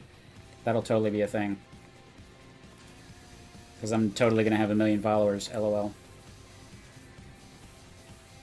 Ladder. I do like the ladder where you can just go boom. You can call your equipment in from across the room. Locked eyes from across the room. Grab my ladder by the payload boom.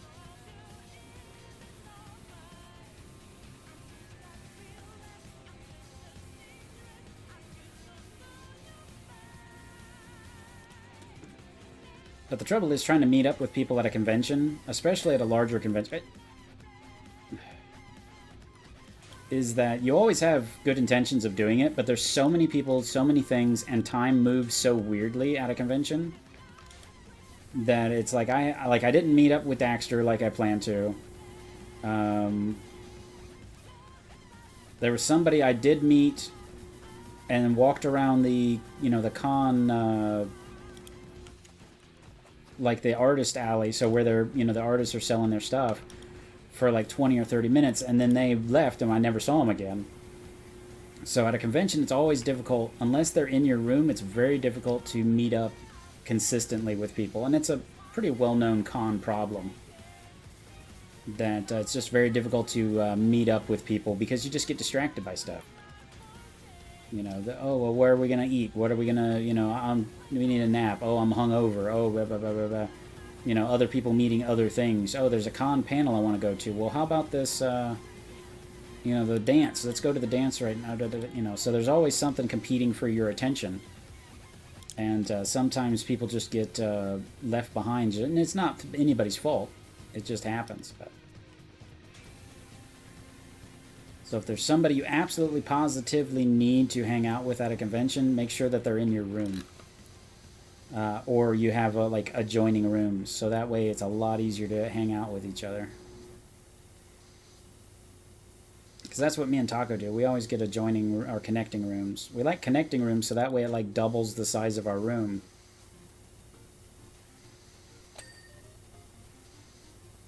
And again, it just gave me the whole house. Like, here you go, it's finished. Okay, whatever. I'm not going to argue anymore. Okay. Whatever. I must be very expensive. I'm charging these people by the hour. I think that's what it is. So they're like, oh god, just, yeah, it's clean enough. Go, go, go, go.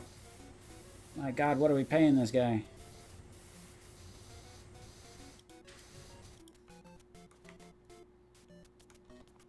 Can I run and get up there? Super legs.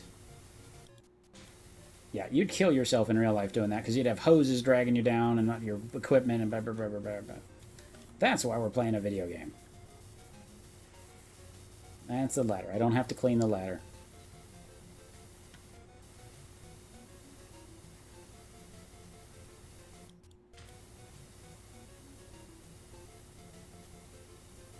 And I think I have abandoned the idea of getting my dragon a model like this because I did spend a ton of money getting this model made. And it's very well done, for sure. But I haven't played VR chat in months. I've barely streamed, so I don't think spending $1,000 on something I'm going to use even less would be a smart tactical decision. Because I could instead go into your streams and give you guys money instead of spending money on something I'm never going to use, And I actually did today get the Dragon Claw, or the Krogan Claws, which were commissioned. I commissioned some Krogan gauntlets.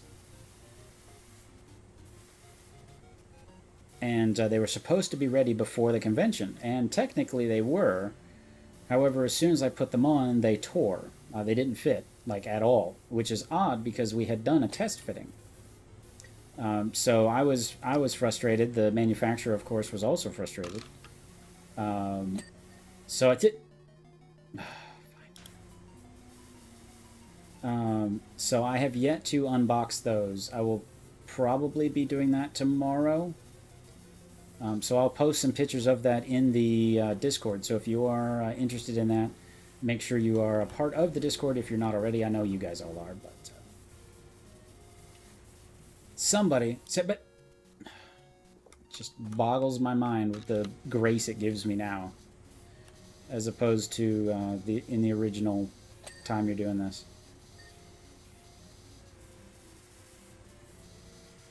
But either way, so I'll be excited to see if those fit, because I did get the Krogan mask. I did wear some Krogan shirts. I did order some shirts off of the Streamlabs store, because if I'm going to have stuff in a store that you guys can buy and wear, I want to be sure that, you know, I would wear it. You know, I don't want it to just be a cash grab. You know, I'll have enough of that, you know, crap, you know, elsewhere. It's like, oh, it's a wooden trims, 14. The hell are wooden trims? And I fell off the house, so I gotta go back in. Gotta go back upstairs. That's also a nice thing, is that gravity doesn't do shit.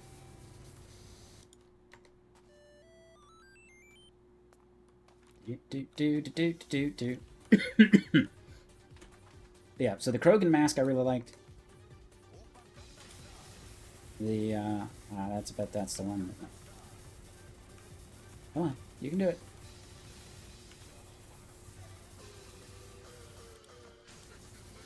I like this song too. Wooden trims 14. Oh man, it's gonna be all of these, isn't it? Isn't it? Nope, that's called railings. Okay. I've only cleaned 7 out of 21 of them. Dope. Okay, what's blinking? I don't see anything blinking, do you? Oh crap. Yeah.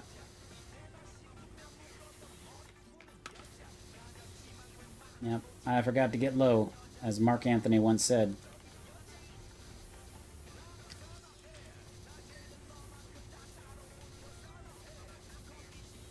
You gotta creep under the stuff.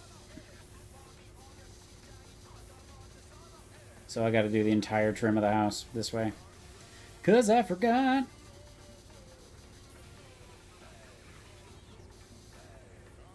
Oh, spray the ball, does it run? Wonder.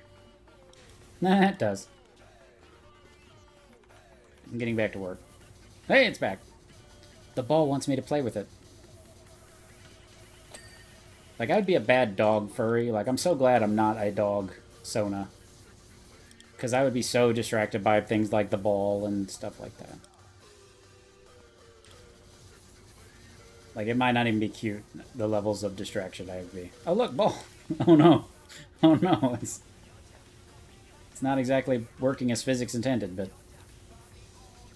You know, what are you gonna do? There you go. Be free, little ball.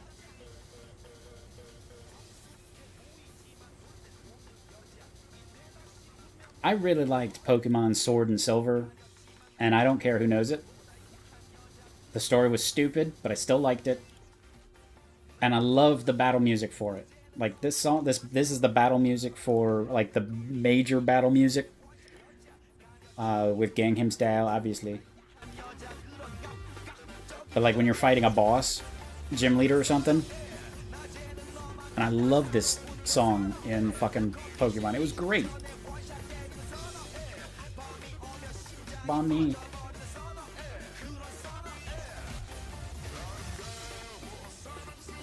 But it really made the battles mean something, and I love that. Because normally you're like, it's just somebody, I'm gonna whip their ass. But there's like, you hear this song start playing, you're like, uh-oh.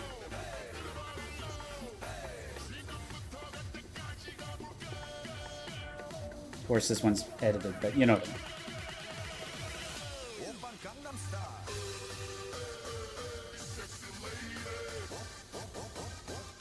I needed to blink again.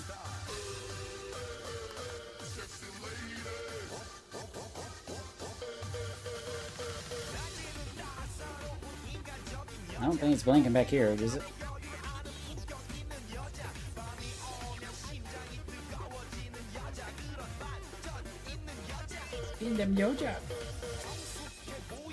And the sad thing is that when I'm doing free play, they don't text you. Like, when you hit 25% and stuff, they text you in the real game. So they text you little tidbits to keep you entertained.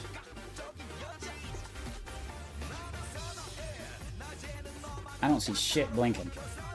You guys?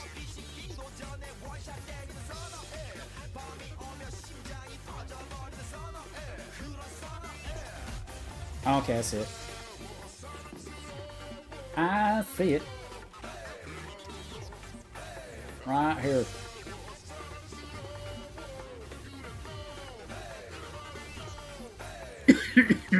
Oh god, the pain. It's fine.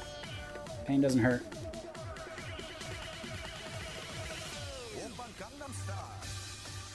Yeah, job complete.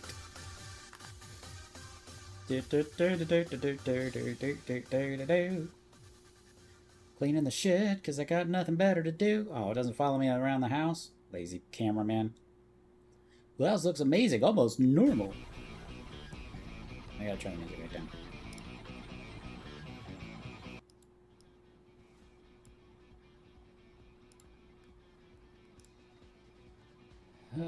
Esther's soul finally leaving in peace. Das Boot.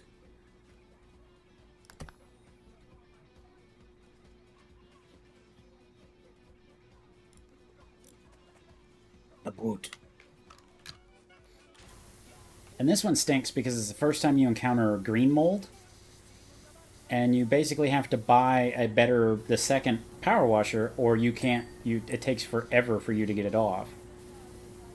Because with this little triple attachment that I have, because I press this, what I'm doing when I pick this is how long a handle I want it to have, so I can make it go farther. So I can goosh on the top up there, whereas when I have the little one, I can't reach that far. But your nozzles, you know, you can have just a single shot, a little bit wider, really wide, or does nothing. And then you have the twirler. And you basically use this one for all the detail work. At least until you get the triple whirler. Which basically does the same thing. It doesn't actually spin, but it does pretty much the same thing. But you can also put cleaning liquids on there, but you have to buy those. So if you don't have a powerful enough pressure washer, like if you haven't saved your money and bought the second one by this mission, basically you have to start using, and you'll see how it, up in the corner, how it says like 11% cleaned. Right next to it, it'll say wood, metal, multi-purpose. But what that's telling me is what type of cleaning liquid I have to use. So if, like, here at the bottom, the stone, I have to use the stone cleaning liquid, but they all cost like $1,000 for a liter of them, which I still don't know what a liter is because I'm not, you know, a communist. But so you know, some people will, I've seen some people like, oh, it's just better to buy the cleaning liquid and go. And then I saved up for the more powerful pressure washer. But unfortunately, it doesn't automatically equip the more powerful pressure washer. And so, as time went on, I thought I had the more powerful pressure washer, and I was still using the old one, the starter one. So then, you know, I'm moving along, and these missions start taking longer and longer and longer, because you have to get real close, and you have to spray like this to get some of this stuff off with the original pressure washer, because, you know, it's designed to encourage you to buy things. You know, it's more grime, it's rust. You know, rust is like the final boss of the pressure washing business here. And so I couldn't figure it out. I'm like, I've spent tens of thousands of dollars on this newer, cooler crap. Why am I still having to work so hard? And eventually I realized that you have to go and actually change your, you know, there's a button I push to bring up my inventory or whatever. Yeah, so I can change. So I'm using this little rinky-dink pressure washer that does nothing. And I'm still trying to figure out why nothing's working. And then, you know, I had the super duper, oh my god, professional duty pressure washer. So yeah, that was, I'm glad you guys didn't see that, because I was just mystified, I was upset, and then I realized it was just me being dumb.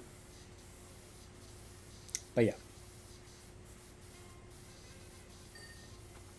Be right back. I hope they hurry back. I miss them already. But it's definitely good to hang out with you guys again. I'm so glad that you guys, 1, came back, 2, remembered me, and 3, decided to hang out with me. Because you guys definitely make this worthwhile for sure.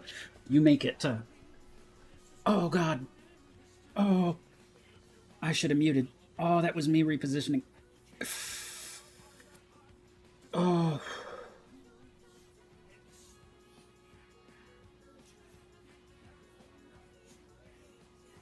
Oh, boy.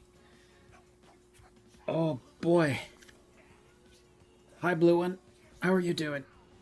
Oh, Lord. That was, I'm gonna need a second. Oh, boy. That is the sound of, pain, by the way. That was me repositioning in my chair. So, yeah. Angry, Blue One, good to see you. How are you doing? It's been a while. I've missed you. That's the stuff. That'll keep you young. Or make you old. One of the two. I don't remember which. Sorry about that. Normally I mute myself when I do that. So that you guys don't hear that. So if I do go silent for, 10 or 20 seconds and you see my model moving like that, that's what I'm doing, is I'm actually repositioning myself. And because of my disabilities, traditionally moving anything that has to do with my hips is incredibly painful, and recently it has become even more so. The good news is I'll be seeing the doctor on the 5th, so in a couple days. The bad news is that my new Medicare coverage doesn't cover the medication I've been taking, or more specifically, it won't pay for it. I've been getting it for free thanks to Johnson & Johnson needing a tax write-off. So, I can't really hold that against them, because I've been getting it for free, and my doctor has been doing about $1,000 worth of free work every couple of weeks for me. But the good news is I now actually have medical coverage, so I'll be able to start getting scans again, which I haven't been able to do for 2 or 3 years, which when you have long-term degrading medical conditions, it's not normally good to go years without scans to show how bad things are getting. But it is also refreshing not to know how bad things are getting. But anyway. I got slightly off topic. Glad to see you stream again. Aww.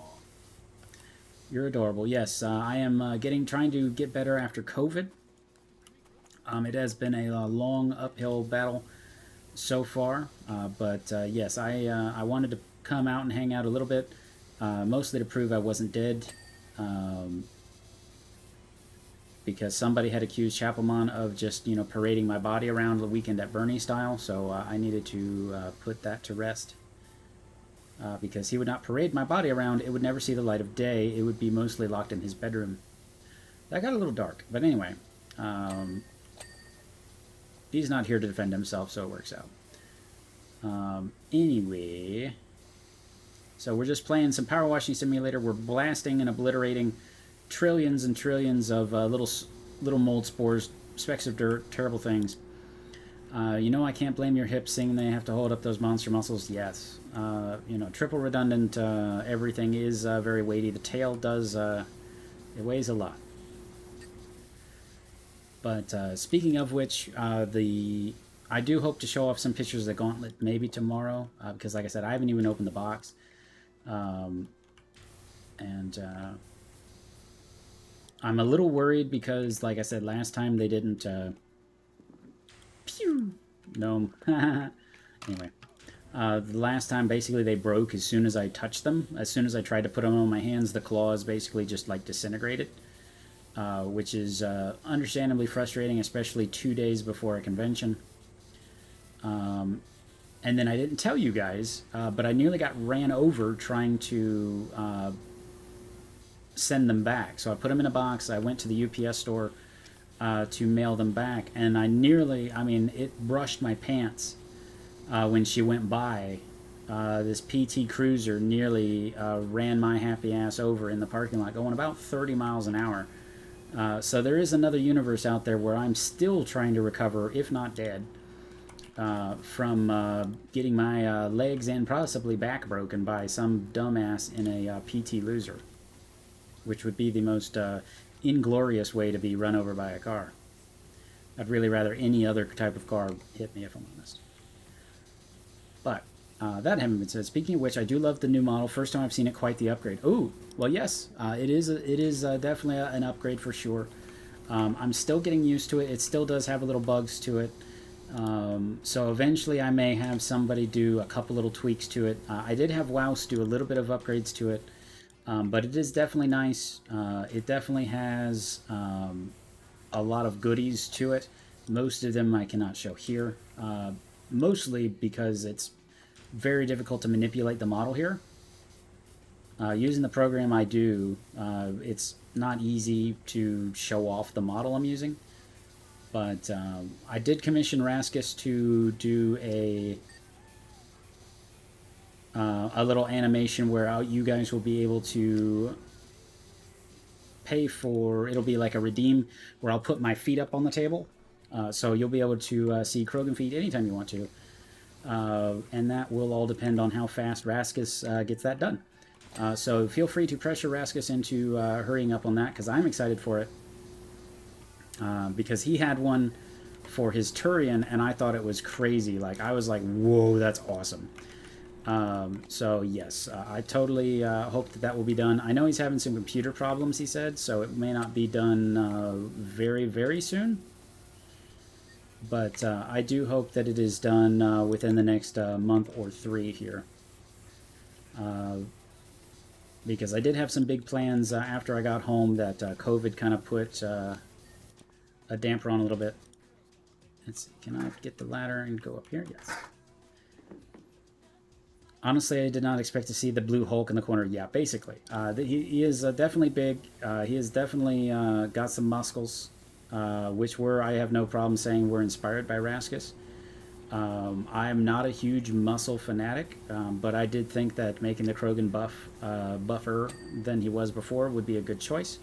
Most people seem to have agreed. But yes, White Sharpbert did a wonderful job on this model. Wouse did a couple other things. He got it ready for VR chat and also for this program, VC Phase. This Raskus you speak of, where do I find them? Let me see if I can do a shout out to him. Shout out Raskus Rambles. Let's see if this does it. Oh no, I have to put a space. Boop, boop, boop. There we go.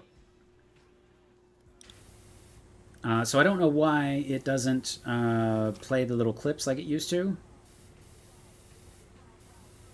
But, yeah, so they're the only Turian VTuber that I know of right now. Okay. Whatever. It's just so willing to give me the finished. It's like, okay, it's done. Bye. Cling. Okay.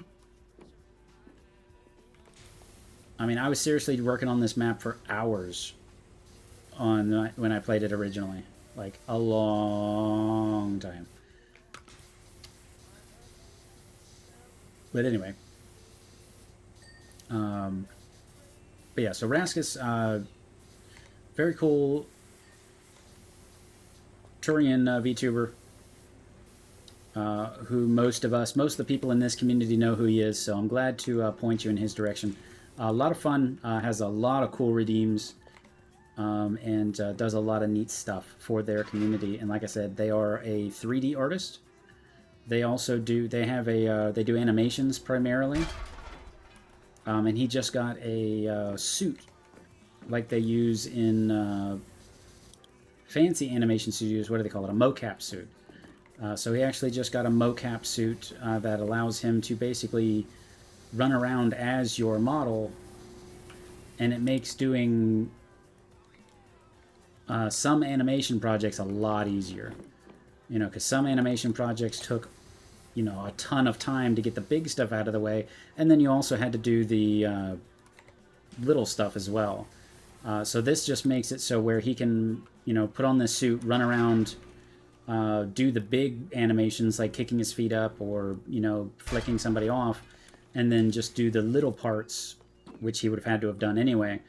So it can really, really increase his speed as far as animating stuff. So that's really cool. It was a really expensive thing to do.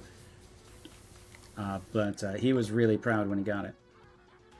Turians are neat. I had no idea there was on Twitch. Can't wait to touch one of his streams now. Oh, yeah. He has been doing this a lot longer than I am. He's a much better showman than I am. I have no problem saying. He also tries to do this for a living. He has another job, but he is in this for trying to make money off of it. So I know currently they're having a bit of a tough time with it, with their computer being down. But a good guy, a good friend, and definitely worth a watch. So yes, definitely make the time. And yeah, I had seen his model first. Like, I saw his model on Fur Affinity by the artist who did it, and I was like, wow, that's ridiculous. And I didn't know who it belonged to, so I favorited it and moved on with my life. And then I think he showed up in my recommendations one time. It's like, hey, you might like this guy. And I was like, oh my gosh, it's that model. And that's how horrors are born. Because then I was like, oh my gosh.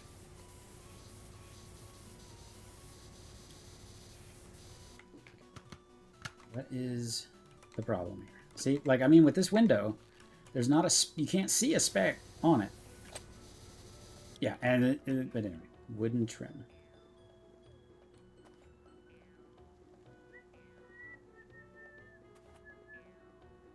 Do do do do do do do do. I don't see it. I don't see it. But again, that's one of the things that I like about Twitch is that, you know, I would have never found him if it wasn't for the Twitch algorithms. So, you know, for better or for worse, I love I didn't realize he ended up streaming at some point. Yeah, I recall being a fan of his stuff when he was making things in Source Filmmaker. Oh, wow. So that's old school.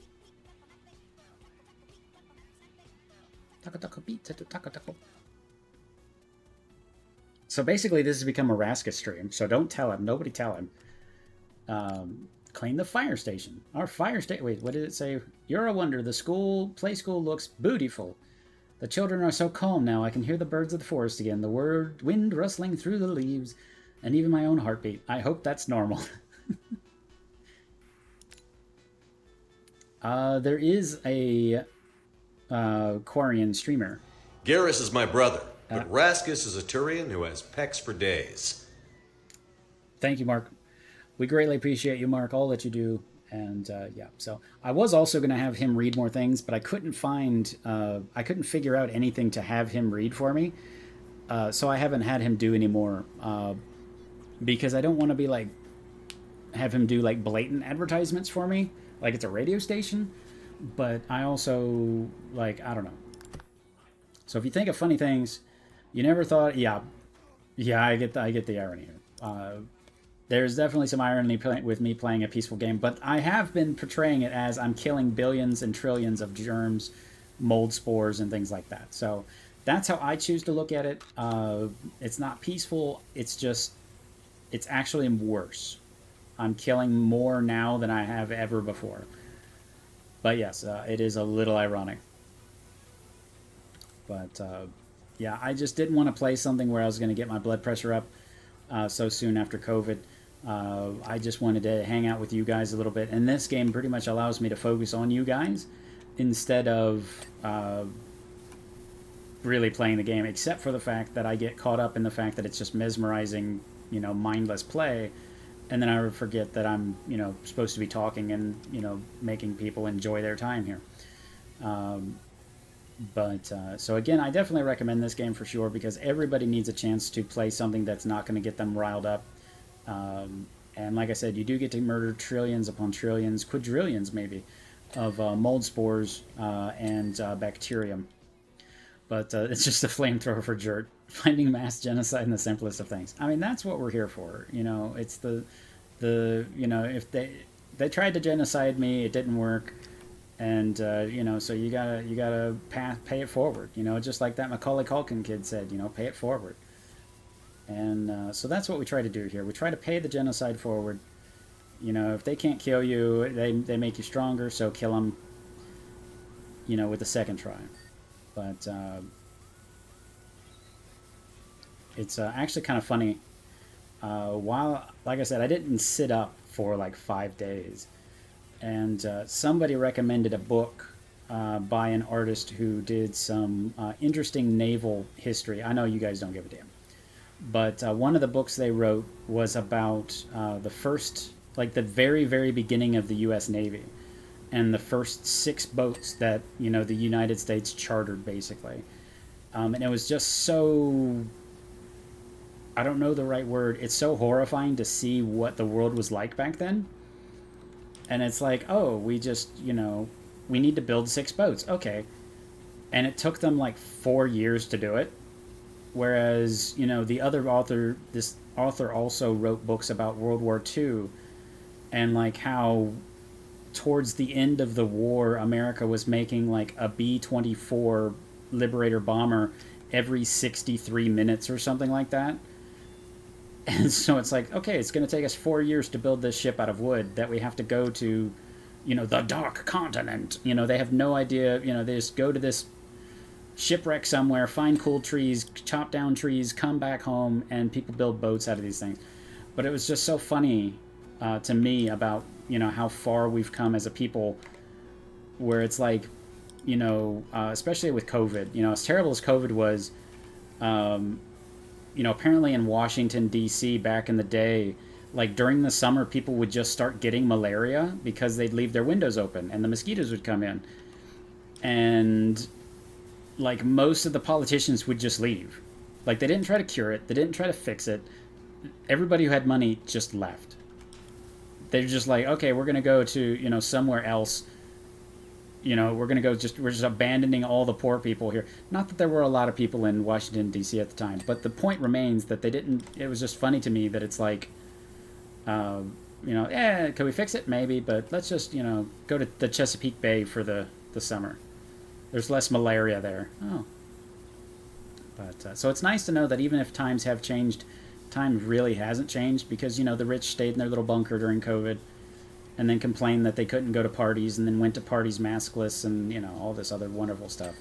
But anyway, I don't mean to get political, but it was, my point being is that this book written about the 17 and 1800s was just an interesting, it was very eye-opening to me about how hard it was to do things, and it's very easy to forget how hard things used to be.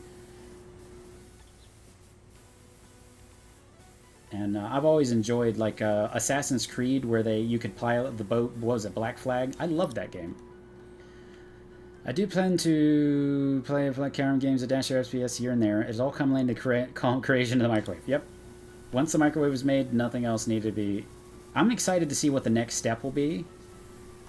Like like the addition to the microwave. It's like from the Fifth Element, you put in a cube and you get a whole turkey dinner or something, like, or the replicator. I'm excited for the next thing. Yeah, it's it's easy to forget that it's it's not really that long. And so, oh my god, oh man, fuck, man, god, these fucking firefighters. Can't they clean up their own shit? They have all the hoses they need. Why am I having to do it? Put the rookie out here, man. Come on. This is bullshit. What else are rookies good for? Cleaning shit. That's about it. Here, practice with the hose. I grew up in fire stations because my dad was a firefighter paramedic, so I got to see a lot of that when I was growing up, and it is incredibly funny. And it also helped me not become a firefighter when I was an adult. It's like, I don't know if I want to go through all this crap. Oh, and have nightmares for my entire life? Nah, I'm good.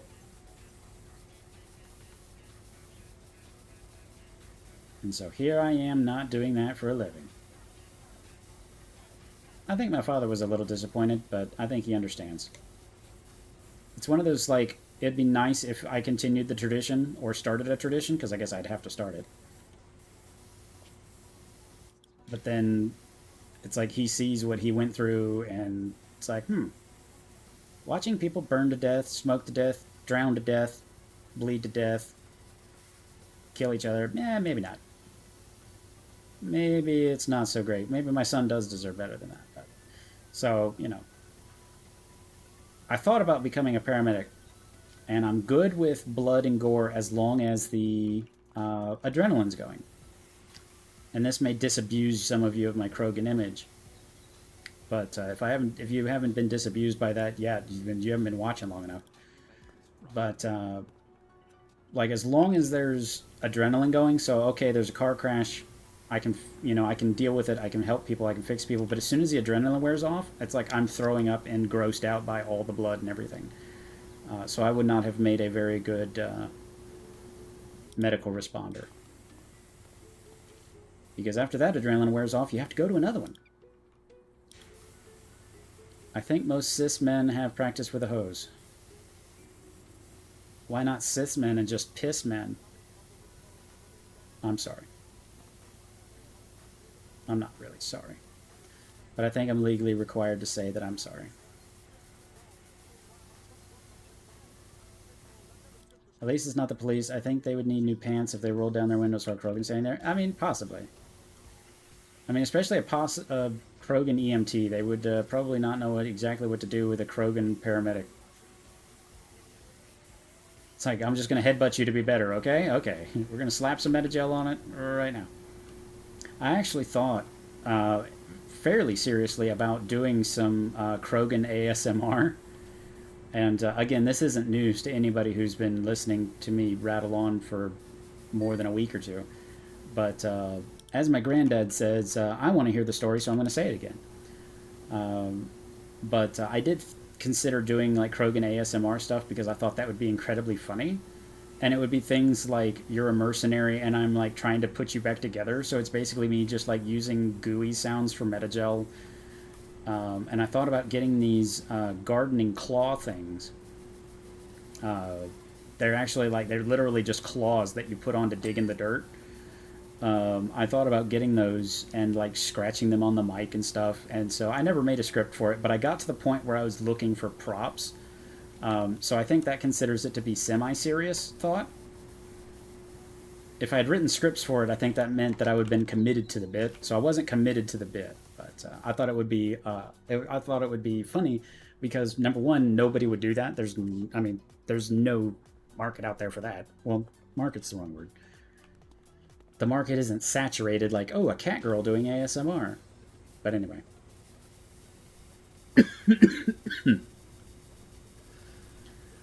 I can respond to horrific emergencies in the moment as long as I don't have time to think about it, basically. And I think a lot of them are actually like that, but I didn't want to build a career on it. You know, when I get to the point where I'm desensitized to it, you know, it's like, it's a little late. But so instead, I went into the hospitality industry, which should be even funnier if you think about it. A Krogan in the hospitality industry. And I was very good at it, too, so. Getting those people to spend money at the Mouseville.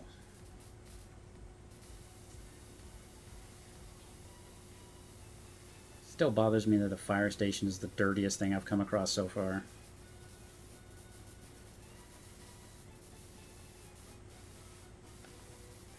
Dick move, guys.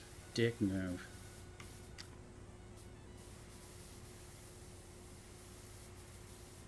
Oh yeah, this is the first time you come up against Rust. And with your second level power washer, you can't do much against Rust, so it really stinks.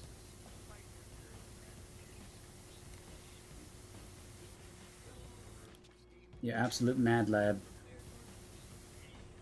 I don't think there's a job where Krogan wouldn't be terrifying and hilarious all at the same time. Yeah. Originally, the first Krogan suit that I had commissioned was going to be normal size. The second was actually being designed by somebody from the Muppet Labs. And so I used their particular expertise. Now I'm 6'4", so that's actually my height. So I'm not exactly a short person.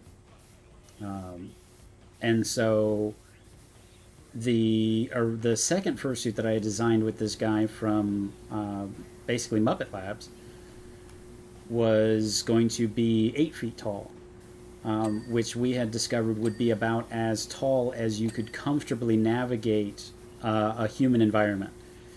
Like I would have to bend over for doors. I would have to, make major efforts to get around. but it was going to have like stilts built into the feet, so that I would actually be off the ground. And I was going to have this spear thing that was going to be something that I could help support myself, being that tall. And of course, I would have to have a handler, you know, because really any fursuiter should have a handler. And a handler basically just means somebody who is watching out for you. In the traditional sense, like at Disney, every character who's out and about has a handler with them. You may not notice them, but they're always there. So in case the character falls over, in case the character gets overheated, they're always going to have a handler there to help them in the day-to-day life. Because Winnie the Pooh isn't exactly the best at opening doors and things like that. So anyway, I would still have to have a handler, but at least with this sci-fi looking spear thing, I would be able to press it against the ground and rest a little bit, and help maintain my balance. But as most of you know, the end of this story is that basically the guy walked off with my money, got fired from Jim Henson, and of course is now apparently on the run from the FBI for interstate theft, which apparently is the purview of the Federal Bureau of Investigation, which I didn't know until I tried to press charges on the guy for stealing many, many thousands of dollars of mine. So yeah, so we never got the second suit made. But that was the original plan, was him to be pretty tall, because canonically he is 10 feet tall. But to make me that tall would be unfeasible, because I couldn't go through doors, I couldn't walk through, it'd be impossibly large, even at conventions where, traditionally they've made everything as easy as possible. Like, I wouldn't be able to go up an escalator, was another caveat, because of the feet would just not fit. They would not fit on the steps. But you live, you learn, and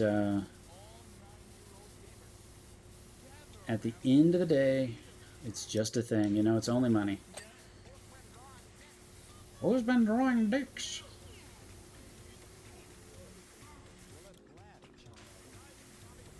As someone who made an 8-foot-tall space marine, I totally understand. Yeah. So, yeah, 2 extra feet on top of that would not be magical, as we say in Disney speak. Because magical is the only swear word you're allowed to use as a cast member at Disney World. But yeah, especially without a handler, it would be just impossible to do anything. You couldn't fit in the elevator. I wouldn't be able to push buttons on the elevator. So yeah, there's a point where you have to call it, where it's like, this is great, but let's not do this.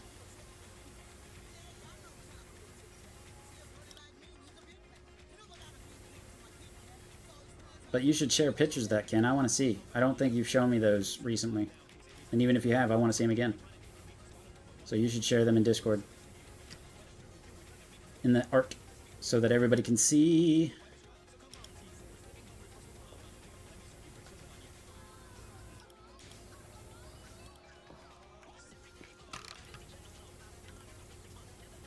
Come on, don't have to use the ladder. Alright. Oh no! Ah! Oh well.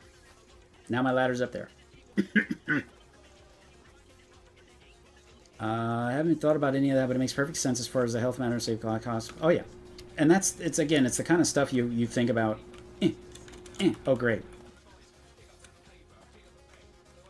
Come on, I can't. There we go. As long as you can see it, you can grab it. All right, let's go this way. We're just gonna put that there. Boop. Perfect sense matter. Yeah, it's and again, I know a lot about it because of where I've worked. But, and a lot of suitors don't, and, if you're a healthy 20-year-old, who gives a shit? You can survive things that'll kill most people. Just because, you're 20 years old, and if you get overheated, you'll get over it. You'll drink 9 White Claws, drink a Monster Energy drink and go back to the room party. But, when you're knocking on the door of 40, it's a little different. But it just makes life a lot easier. And most people at a convention would readily help you But, you know, in a suit like mine, it wasn't going to be just a zipper and the head comes off. You know, just pull and the head comes off. It was going to be a significant amount of work to de-suit. So if I'm overheating, I'm not going to have time to try and talk somebody through how to de-suit me. You know, I'd have to have somebody who is able to, in an emergency, I'm having a heat stroke, I'm throwing up, I need out of this suit immediately. You know, I need somebody who can help me get out, you know, de-ass the building. And while, you know, a random stranger in the head suit lounge would be helpful, you know, they wouldn't know where to grab. They wouldn't, and I'm having to try and talk them through it while I have a migraine and throwing up, and, you know, so it's just a precautionary thing that, you know, the harder the suit is to get in and out of and maneuver in, the more likely you are to have a handler. Free Shawakadu. What I wouldn't give to see a grind, and that was the idea. Yeah, you know, there was, you know, there are not many Krogans in the fandom for sure. So seeing one stomping around a convention was definitely going to be a thing. And, you know, at some point in my life, I may get one. But, you know, as the years go on, my sickness is, you know, effectively my best years are behind me. And at the end of the day, you know, if Ken all of a sudden was like, hey, here's, you know, $30,000, get you a Krogan suit, you know, it would still take months, if not years, to be built. And with the way my health is degrading, I don't know if it would be worth it. I would still love to have it. And don't, you know, I would totally have a, what is it, like in Fallout and in Oblivion and stuff, where you can have like a mannequin with your armor on it. Yeah, I would totally do that. Or I could just have like a Krogan standing in the corner staring at me. But unless I come into a major influx of money in the next, you know, couple of years, the odds of me getting one are just, you know, because I've commissioned it 3 times. You know, the gauntlets are the latest, you know, attempt to kind of piecemeal it. And I mean, luckily, this guy has done, you know, he's working way outside of his element to try and make he normally makes, you know, like dragon gauntlets and things like that, things with 5 fingers. So the fact that he's going out of his comfort zone to make a 3-finger beastie kind of thing. And there's a Deep Galactic shout out, DRG. But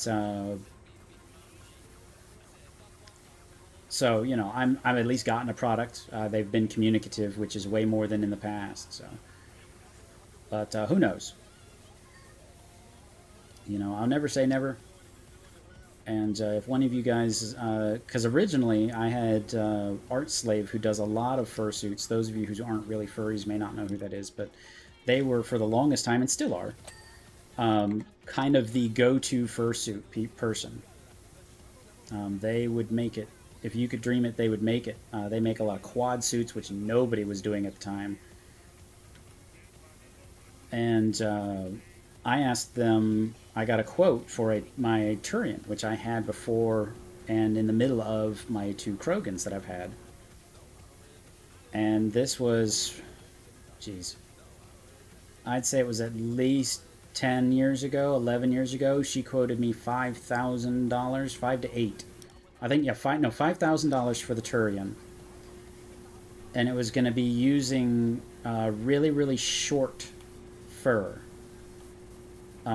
So it would, you know, for the non-plated areas. And again, I'm not a master of Turian anatomy, really. I only know the important parts. But, Jesus, it just gave me all that. Okay, fine, whatever. Anyway, she was going to use this, like, type of fur that was really, really short, so it didn't look like fur. It looked like, you know, their plating and stuff like that, and it was really, really cool. But unfortunately, it was a Turian, and I was like, eh. So, and luckily I didn't do it because I soured on the character pretty quickly. Because it became associated with somebody who is not so great. And anybody who's been in the fandom for a while will know what that's like. is you have a character associated with somebody you don't really want to associate with anymore, and it can poison the character for you. Just like a favorite movie or a favorite song with an ex, and you're like, wow, this reminds me of a terrible thing. And so the Turian, I got some amazing art for that people don't know that I'm the one who commissioned it, and or that it's my character. But it was some of the early Turian works, and yeah. So crap. Oh crap! I forgot the side of the box. I might be able to get some of it over here. The super long. Get him with the wham jangler. A 20-foot extension pole. The Krogan extension. No, I'm not going to be able to get all that. Son of a...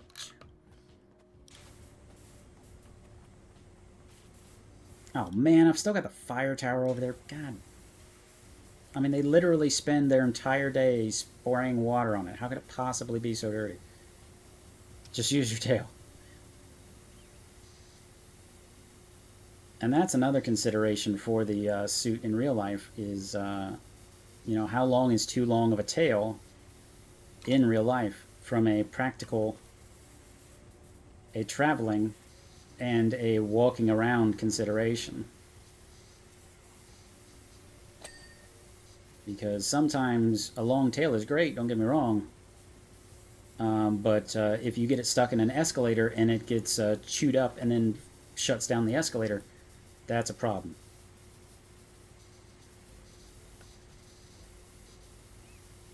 But I think what we were going with originally was going to be 7 feet long. I don't honestly remember. I think it's on the plan somewhere, and that's on my FA somewhere deep in the bowels of my FA somewhere, but too long doesn't exist. Well, in real life it does, because sadly you have to navigate the world that is built around people without tails.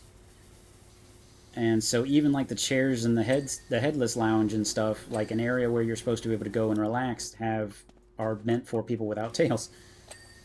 So, you know, if you try to go sit down, it can be difficult. But I know what you're trying to say, and I appreciate it, because I feel much the same way. Because I like snakes and stuff, and, you know, they're basically all tails, so... But in the real world for a suit, there are definitely limitations to what would be smart, what is practical, and then what is ludicrous. So I had thought originally of having a ludicrously long tail, like as a secondary tail.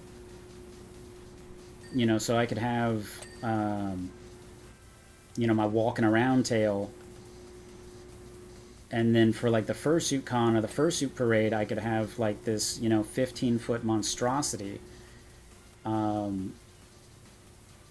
then it becomes the problem of, well, how do you pack it? How do you ship it? How do you move it between here and there? And it just becomes a logistical nightmare. The longer I looked into it, the tougher it just became. Just from the, well, how do I get it? Let's say I want to go to Anthrocon. How do I... You know, how do I get a 15-foot semi-rigid tail across the country without, you know, and it would call you, basically you'd have to ship it, and then you'd have to hope it gets there in time, and then you have to so, you know, it was it's not all about dollars and cents when you're doing that sort of stuff. Because logistics is something that I enjoy, so I always make sure I look into it. I'm always make sure I keep track of it. Because it's always on my mind, like, how am I going to, you know, this suit weighs 200 pounds. How am I going to get it from where I live to where I need it to go?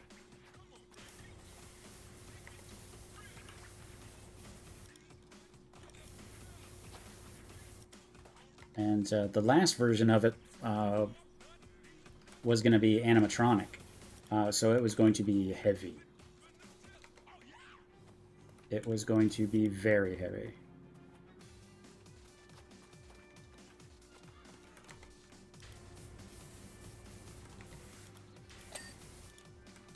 But who knows, maybe I'll have one of Chapo's favorite things. I'll have a subathon to get another I'll get this another suit.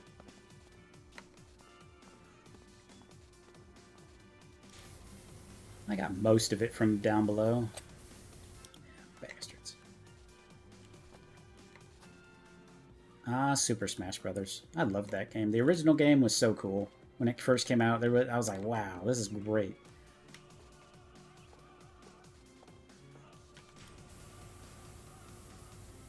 You know, I can't even remember who I used to main on it now. That's kind of sad.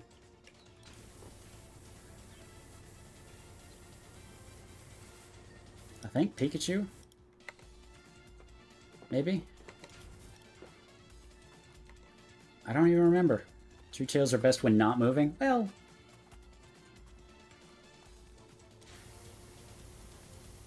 You know, there's something ominous about a huge tail moving, but I get what you're saying again.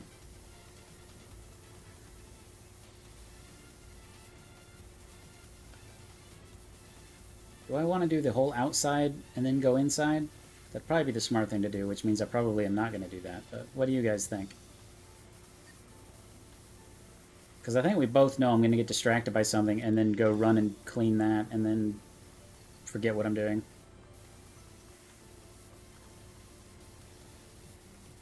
Oh yeah, from Megaplex I got like 3 or 4 fucking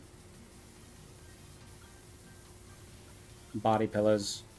Because I really enjoy supporting artists, so I tried to buy something from a lot of tables, even if it was just a little bit. And I spent way too much money. But I think I got a Luna from Hello Boss. I got a Roxy from FNAF. I think I shared in the outside first? Okay. I think I shared the swag photo in Discord. I don't remember. So I took a picture of all my goodies that I got.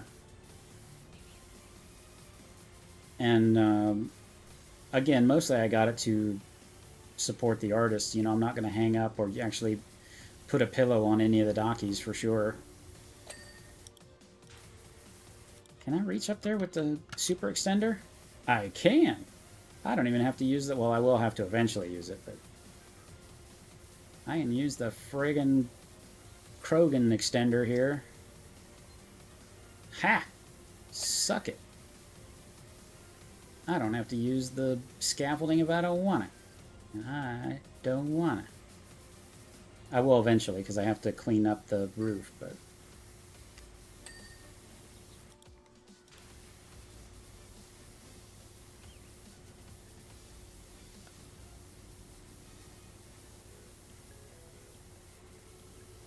literally spraying water on this all day long. I don't understand how it gets this dirty.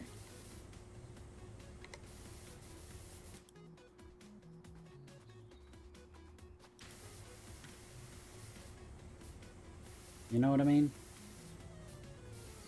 But I got a whole bunch of pins. I got some... I got a bookmark. I hadn't seen a bookmark in forever, so I'm like, I'm getting one of these. But yeah, it was nice to be able to go to a convention and not have to worry about my budget.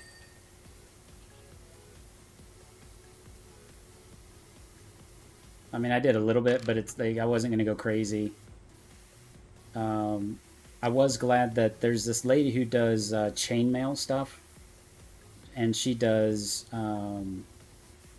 like chainmail gloves, and I retweet a lot of it on my Twitter. And she does like arms and legs, not as many legs anymore because those are a lot more personable. But she does like tails with these beautiful chain link, that's the wrong term, but chain mail scales of all different colors and stuff. And a couple years ago, she had a big blue tail that was like $400 or $500, and I didn't have the money to buy it then. And so I walked by her stall, and I happened to say to my friend I was walking with, I'm like, man, I'm sure glad that she doesn't have this blue tail. And she leaned over like the wall like so she could see me as I'm walking by her little pavilion. She's like, "You want a blue one?" And I'm like, "No, no, no, no, no, no, no, no, no, please, no, please." And she's like, "Well, you're lucky because I sold." She had gone to some convention, like the week prior or something, and sold out of the blue ones. So I was very glad not to be tempted by that. Because I'm like, well, it would have been heavy. It would, it seems like it would have been like 20 pounds. She's like, actually, they're like 6.5 pounds. So she was being the consummate salesman for sure. She was like, hey, I'm gonna put. What's it gonna take to put you into this tail, slapping the tail kind of thing. Which I both appreciated and hated. But I was glad that she did not have a blue tail, so that I would not have been tempted. Because it would have looked great. If she had had the same one, I probably would have bought it. And especially if I had had my claws in time for the convention, it would have been terrible. Counterpoint blue tail. Shut up. I don't need you to help me spend money on stuff I'm never going to wear and or whatever. I also bought a couple t-shirts, which I tried to keep all of my convention t-shirts separate, so I'm not constantly wearing them and wearing them out. Because like one of the first Krogan shirts that I got, I basically wore it until it was destroyed by the washer and dryer. And so now it's, no good to anybody other than just kind of sitting there and being like, oh, I remember when I used to wear that shirt everywhere. Can I go with this one? The more focused the beam is, the less work I get done per sweep, and it's driving me insane. Ah! There we go. Maybe it was Fox McCloud that I named. You guys won't remember, so I can just say anything. That's the spirit. Lie to the audience. They'll never know. That's what I did when I worked for Disney a lot. Just lie. They'll never know.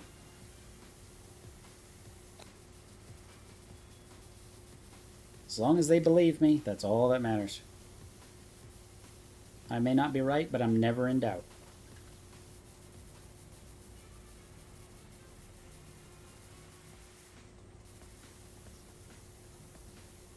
Counterpoint blue tail. That's fine. I don't appreciate it, but it is funny. Yeah. Gotta touch the top. Touch the top. There we go. I'm still gonna have to get up there with the frickin' forklift, but at least for the moment. Which one, man? Goes beep bop beep bop.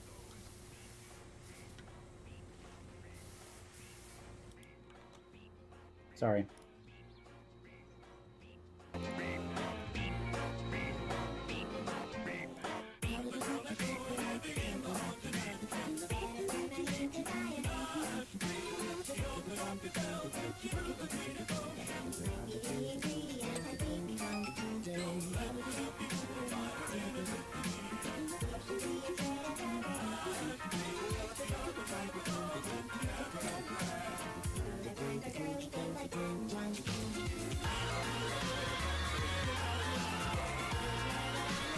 Well, I got the outside done. Now the inside's gonna suck.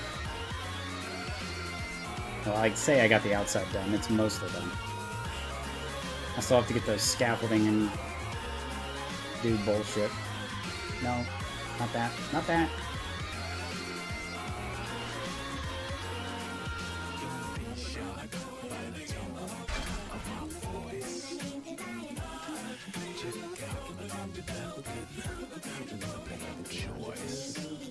I don't even know if this will reach the top. It's a tail wiggler, yeah. I do miss that about my old model, that the tail doesn't wiggle on this one. And I asked how easily that could be done, and they're like, not very. Because the tail is definitely an improvement on the old model. I don't know if I can jump that. Can I jump on here? Ha! Let's see. Let me see if I can get you guys to see the tail. So this is going to be a trial and error, so bear with me. Alright, no, that's the sun. Ah, here we go. Ah. Oh, don't look at my butt. No, man, you're thinking of. But yeah, so the tail on here is actually really cool. But yeah, so that's what I mean by it's hard to show off this one. If I do VR chat stuff again, you'll be able to see it a lot easier. It is a very large tail. It is very well done. I love it. I think I may do a VR chat. I just didn't want to do it today because the headset would make my headache worse.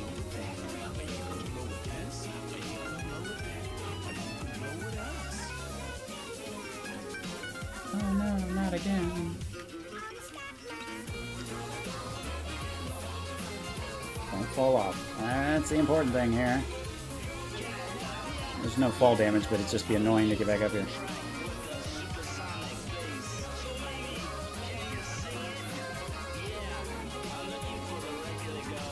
Bing.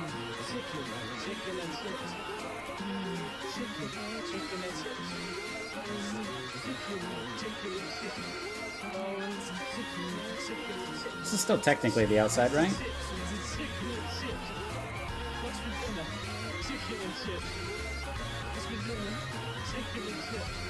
Of course, I realize that some people might be annoyed by the screamy voice, but I'm sorry.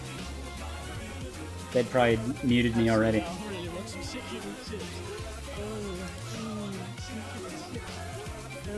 But that's okay. Can't win them all. I don't expect people to watch this for more than 10 minutes at a time, so I'm shocked anybody watches at all.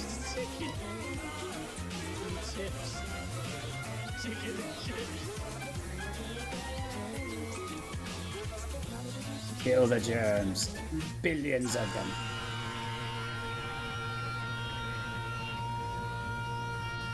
Alright, gamer. Great to see you. Thanks for stopping by, and you have a wonderful night. One has a job and the other's mental sickness.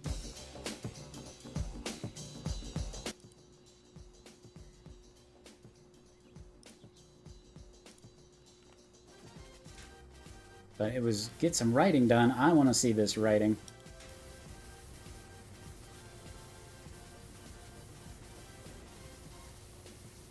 Wow.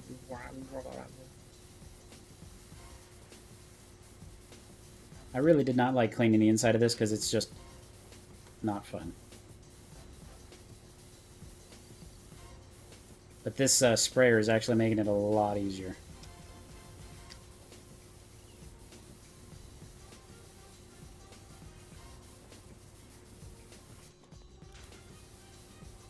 Because before I had to go over this like 3 or 4 times. It was just insane. Whereas this, I just sweep once and it's all gone. Because different, I'll give you an example. So if you use the super broad head, like it gets stuff, but it leaves stuff behind. So you hit a huge area, but you end up having to go over it 2 and 3 times. Whereas with this one, I hit it once. I may not hit as broad an area, but I don't have to go back. So it just makes, you know, makes up for the time. You know, the fact that this is Team Fortress is making me want to play more Team Fortress 2. I also just spend time being a pyro in that. So I just basically run around as the pyro, just randomly trying to protect the engineers. And some people think it's incredibly boring. The spies hate it. You know, they're like, oh my gosh, leave your base. And I'm like, no, I'm having a good time here. But it's actually like one of my happy places is just running around with a flamethrower, which I think either makes me the ideal pyro, the fact that it's my happy place running around and just burning things, or it means I do have a mental sickness. But I will just run around, you know, to fort, you know, actively protecting, repairing, you know, I just, you know, run around having a great old time as a pyro. And I'd never thought about how that makes me the ideal pyro candidate. It's like, I just love running around burning people. It's like, oh, I'm playing into a stereotype. But anyway. But that is another thing that I can just play for hours and hours on end without really thinking. But I didn't want to do that here. Mostly, again, because, you know, that would... One crit rocket would make me get upset. And I just wanted to be chill and hang out with you guys, because I hadn't seen you guys in forever, so... I just wanted to spend some time with my friends here. And I'm just grateful for the chance to do so. I'm grateful that I'm feeling better. I'm grateful that you guys came back. which is still just boggles my mind that you guys hang around. The fact that some of you will pay me money a month to do this, again, just blows my mind. So I'm very, very thankful for all of you for being here. The ones that talk, the ones that lurk, you guys really, really energize me to do this. And I'm sorry that I haven't been doing it very much, but the plan is now, now that COVID is gone, now that the vacation is over, that we will be streaming a lot more regularly. I'm probably going to be a little slow getting back to my previous schedule, which was almost every day, just because I have 0 stamina right now. But I do plan on streaming several times a week, and then I want to get back to where I'm streaming most days a week, just because, you know, it's fun. You guys have a good time, and it was fun to be able to plan my day around hanging out with you guys. So. Old lock. But I will need ideas for games to play, so feel free to drop those in the Discord so that I have an idea of what you guys want to see me play. Because traditionally I like to play older games as well as newer games, but at the end of the day, like I said, the new Cyberpunk, I do have the new mod or whatever it's called, the expansion, but I could never get that game to stream very well. I know that new Call of Duty is going to be coming out in a month or two, but again, that's another game that for whatever reason does not stream well on my system, my setup, which makes me sad, because if you want to see a mad Krogan, my god, is Call of Duty the game that I get mad about. Because there's about a week of the new game where I'm like, oh, they must be better than me. And then after a week has gone by, I'm the best player, and there's no way they could have killed me except for by cheating. So I'm that guy in Call of Duty, and I really don't like what it does to me. Halo was another one that did that, where it's just like, I cannot possibly have been killed by these people, and I would get so mad by it, and... You know, there's some people who thrive on that kind of energy. I'm not somebody who thrives on that kind of energy.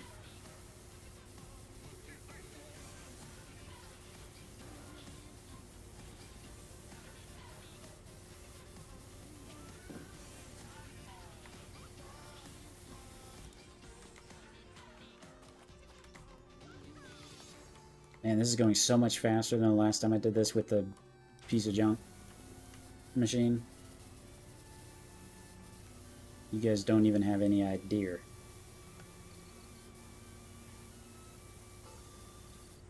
Like, I've only been streaming for like 3 hours, which I know for you guys it probably feels like 25. But, like, I think I spent 3 hours on this mission alone back in the day. Because, again, I'm using the shittiest pressure washer. And let me just see if it does a... how do I do it? Inventory. So if I go to the shitty one, it's an extension, green nozzle. Okay. So see the difference?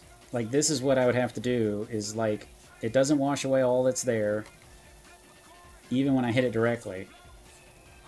So you wash off like the top layer, and then the second layer, and you slowly get there, and so my swath of destruction is much, much smaller, and then you have to redo everything just to make sure you get the crap off the wall. So, you know, I was using this really the beginner machine, because it doesn't ever say, well, hey, once you buy the new one, make sure you upgrade. And so I never did until like the second or third to last mission, and then I'm like, oh.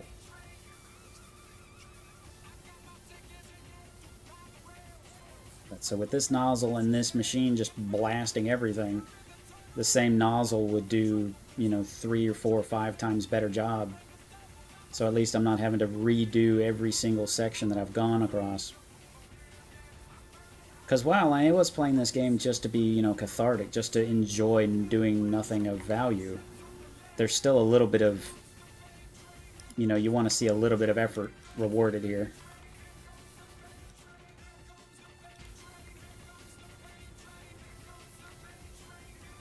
I wonder if here comes the pain train.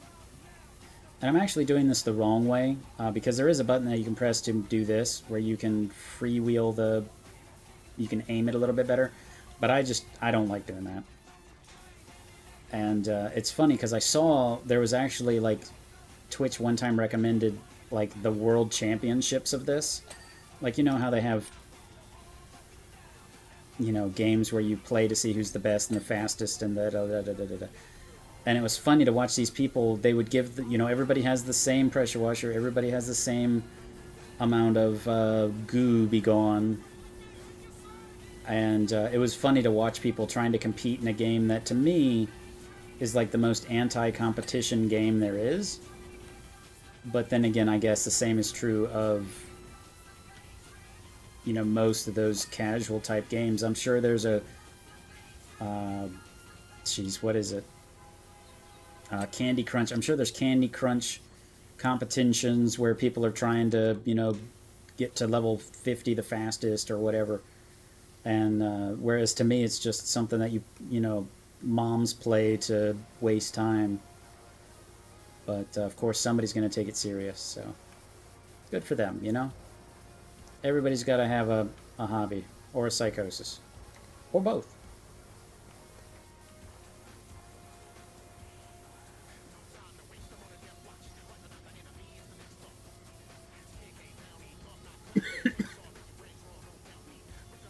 I may need to wrap it up here because it is getting consistently harder and harder to breathe, but we have been doing this for a while. So maybe once we finish up the firehouse here, we will see what anybody else in the world is doing.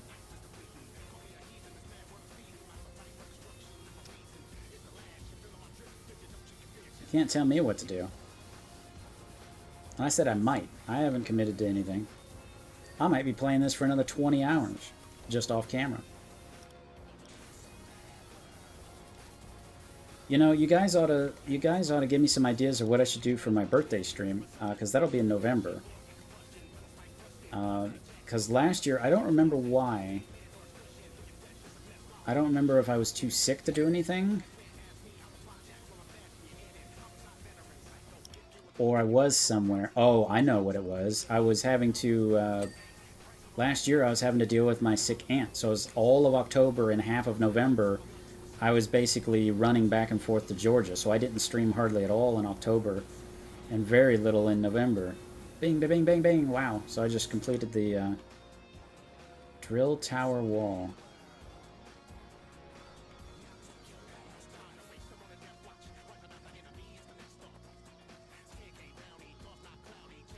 But whether I should do VR chat and just hang out, I think that would be kind of cool. Because then you guys could show up if you wanted to, because you don't have to have virtual reality to do it. You just download it, and you can use your PC too. And then that way, if you guys wanted to hang out, you could. Okay, so the smart thing to do would be to... I don't know where those are. Drill tower... Oh, it's inside, isn't it? Isn't it? Isn't it? So bang, dang. I'm not gonna make it. Oh, I did! Because I cheated. I dashed. And apparently dash works like that.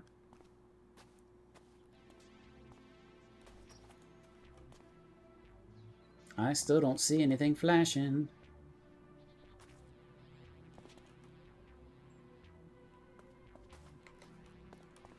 You guys?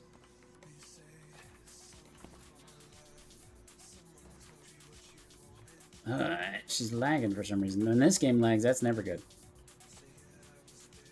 Oh, come on. Crap. Beep, beep, beep, beep. But yeah, so I have no idea what I'm going to do. It's a ways away, but I still want to start thinking about it because I'm a planner. Oh yeah, there it is. A spotlight. Where the hell's a spotlight?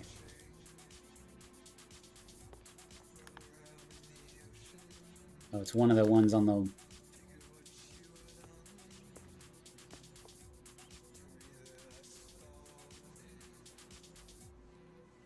Ah! There's no fall damage.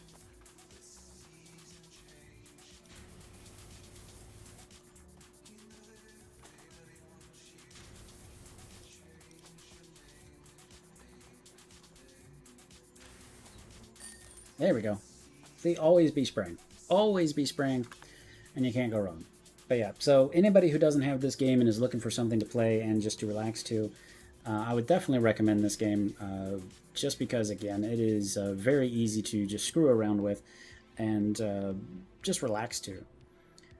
But why don't we pause here for the moment?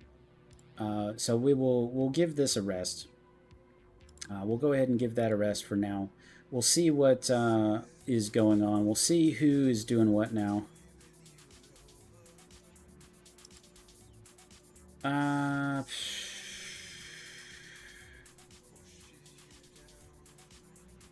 Wandering. So let's see. Would we rather watch Beat Saber? We'd see Rudy. I haven't seen Rudy in forever. Maybe we should do that. Even though there's just a couple of us. Why don't we go watch... You know what? No. Let's go bother Wandering.